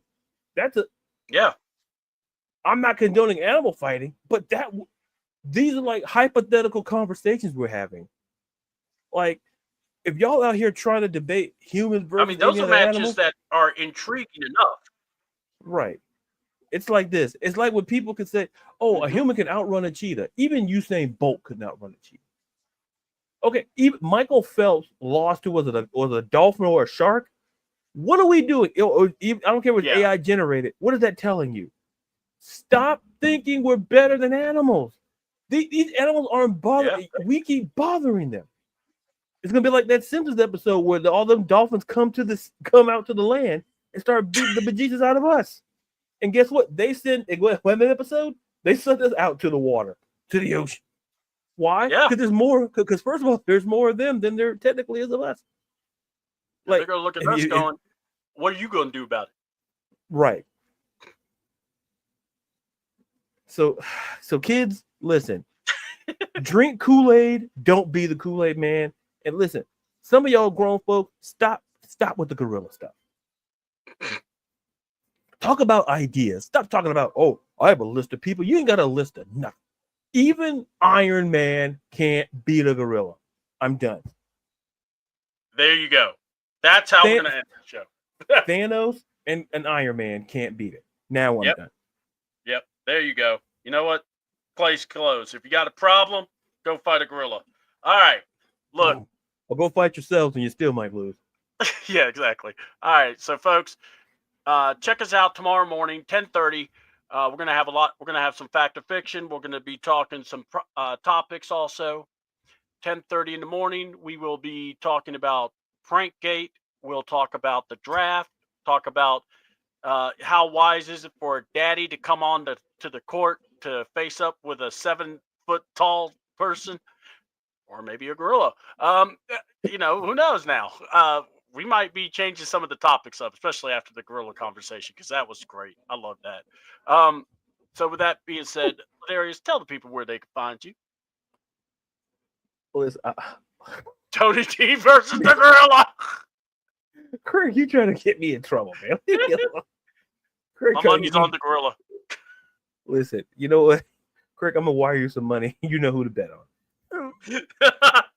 But Same. you can find me on Twitter, TikTok at @Brown, Instagram @Brown, writer editor for Beyond Women's Sports. I'll have an article out this week. I'll be talking about WNBA, their training camp. I'll be probably talking about my favorite team, the Seattle Storm. Talk about one of their preseason games, and talk about what to expect. And like I say, join myself, join C Double, Carrie, Ron, and myself for the Morning Madness crew, and to talk about all things gorilla or non-gorilla related. And thank you to the chat. Thank you to a lot of you came into the chat. Craig, John, I think David, Dre, Carrie joined. Yep. I want to make sure I'm not missing anybody. I said John, I said Dre, and in the mirror, I don't know who that is. So I'm not gonna. No disrespect. April, Ron, for showing up. So all of you, thank you, and Devin as well for popping in, hoping his baseball team did well. Christy. And Christy, hey, Christy's cooking. Listen, we just cooked a while ago. Yeah, we were cooking. Yeah, we were, especially with the Gorilla too. Oh, and you said, before we go, you said Christy does the yes, the AFN with the ladies chat. Yes, and please check out them, the AFN. Check out their stuff. They're fantastic. You know, my guy here was on there, did great, and hopefully get on there if they allow me. Because after today, I don't know if I'll be allowed on YouTube again. But so you're gonna still be on YouTube. I think you gave a lot of key advice that people need to listen to from now on. Christy said that the Ladybirds of AFN. Yeah, check them out as well. And like I say, my guy was on here. Check him out. And great show as always. Awesome. And look, guys, I love this guy. We may not talk all the time because we got things going on. I know his writing, but I love having him around. I love talking wrestling. I love talking sports with him. My God, that was so much fun. I needed that laugh, by the way. Oh my God, Gorilla. I'll never forget that now. And on the Atlanta Falcon Nation channel on Tuesdays at 8 p.m. So that's where you can find the Ladybirds of AFN. So if y'all want to know, you now know. Same time as NXT, but we make arrangements because you know what? We love y'all. So we do that. So, but yeah, find me C28 on YouTube, CAAWTN on X. The best way to contact us, man, leave a comment on these messages. We'll respond to you back. At least on the on YouTube. Like and subscribe to us, and we're just going to keep going. Hopefully, we'll just keep this machine rolling on through and see where it takes us.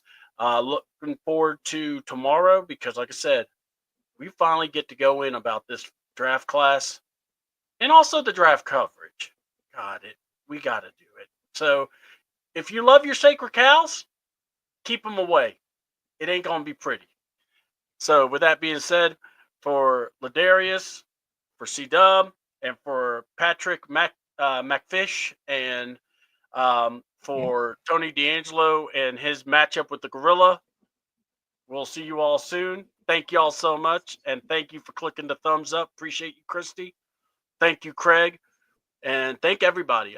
We really do love having all y'all. We love for you to come and talk women's sports. So, yes, Ladarius, you're invited. Just let me know. We'll set it up, and I'll be there. All right. So, without further ado, we will let y'all enjoy your rest of your night. If you're watching Dynamite, we'll pray for you. If you watch Collision, just know to watch on TBS because it got bumped for Avengers Infinity War. That is not a joke. That's legit. They bumped their weekly show to be on TBS so they can show Infinity Wars Adventures. To be fair, I do like that movie too. So without further ado, I'm C-Dub. That's Ladarius. We out. Peace. The director's cut of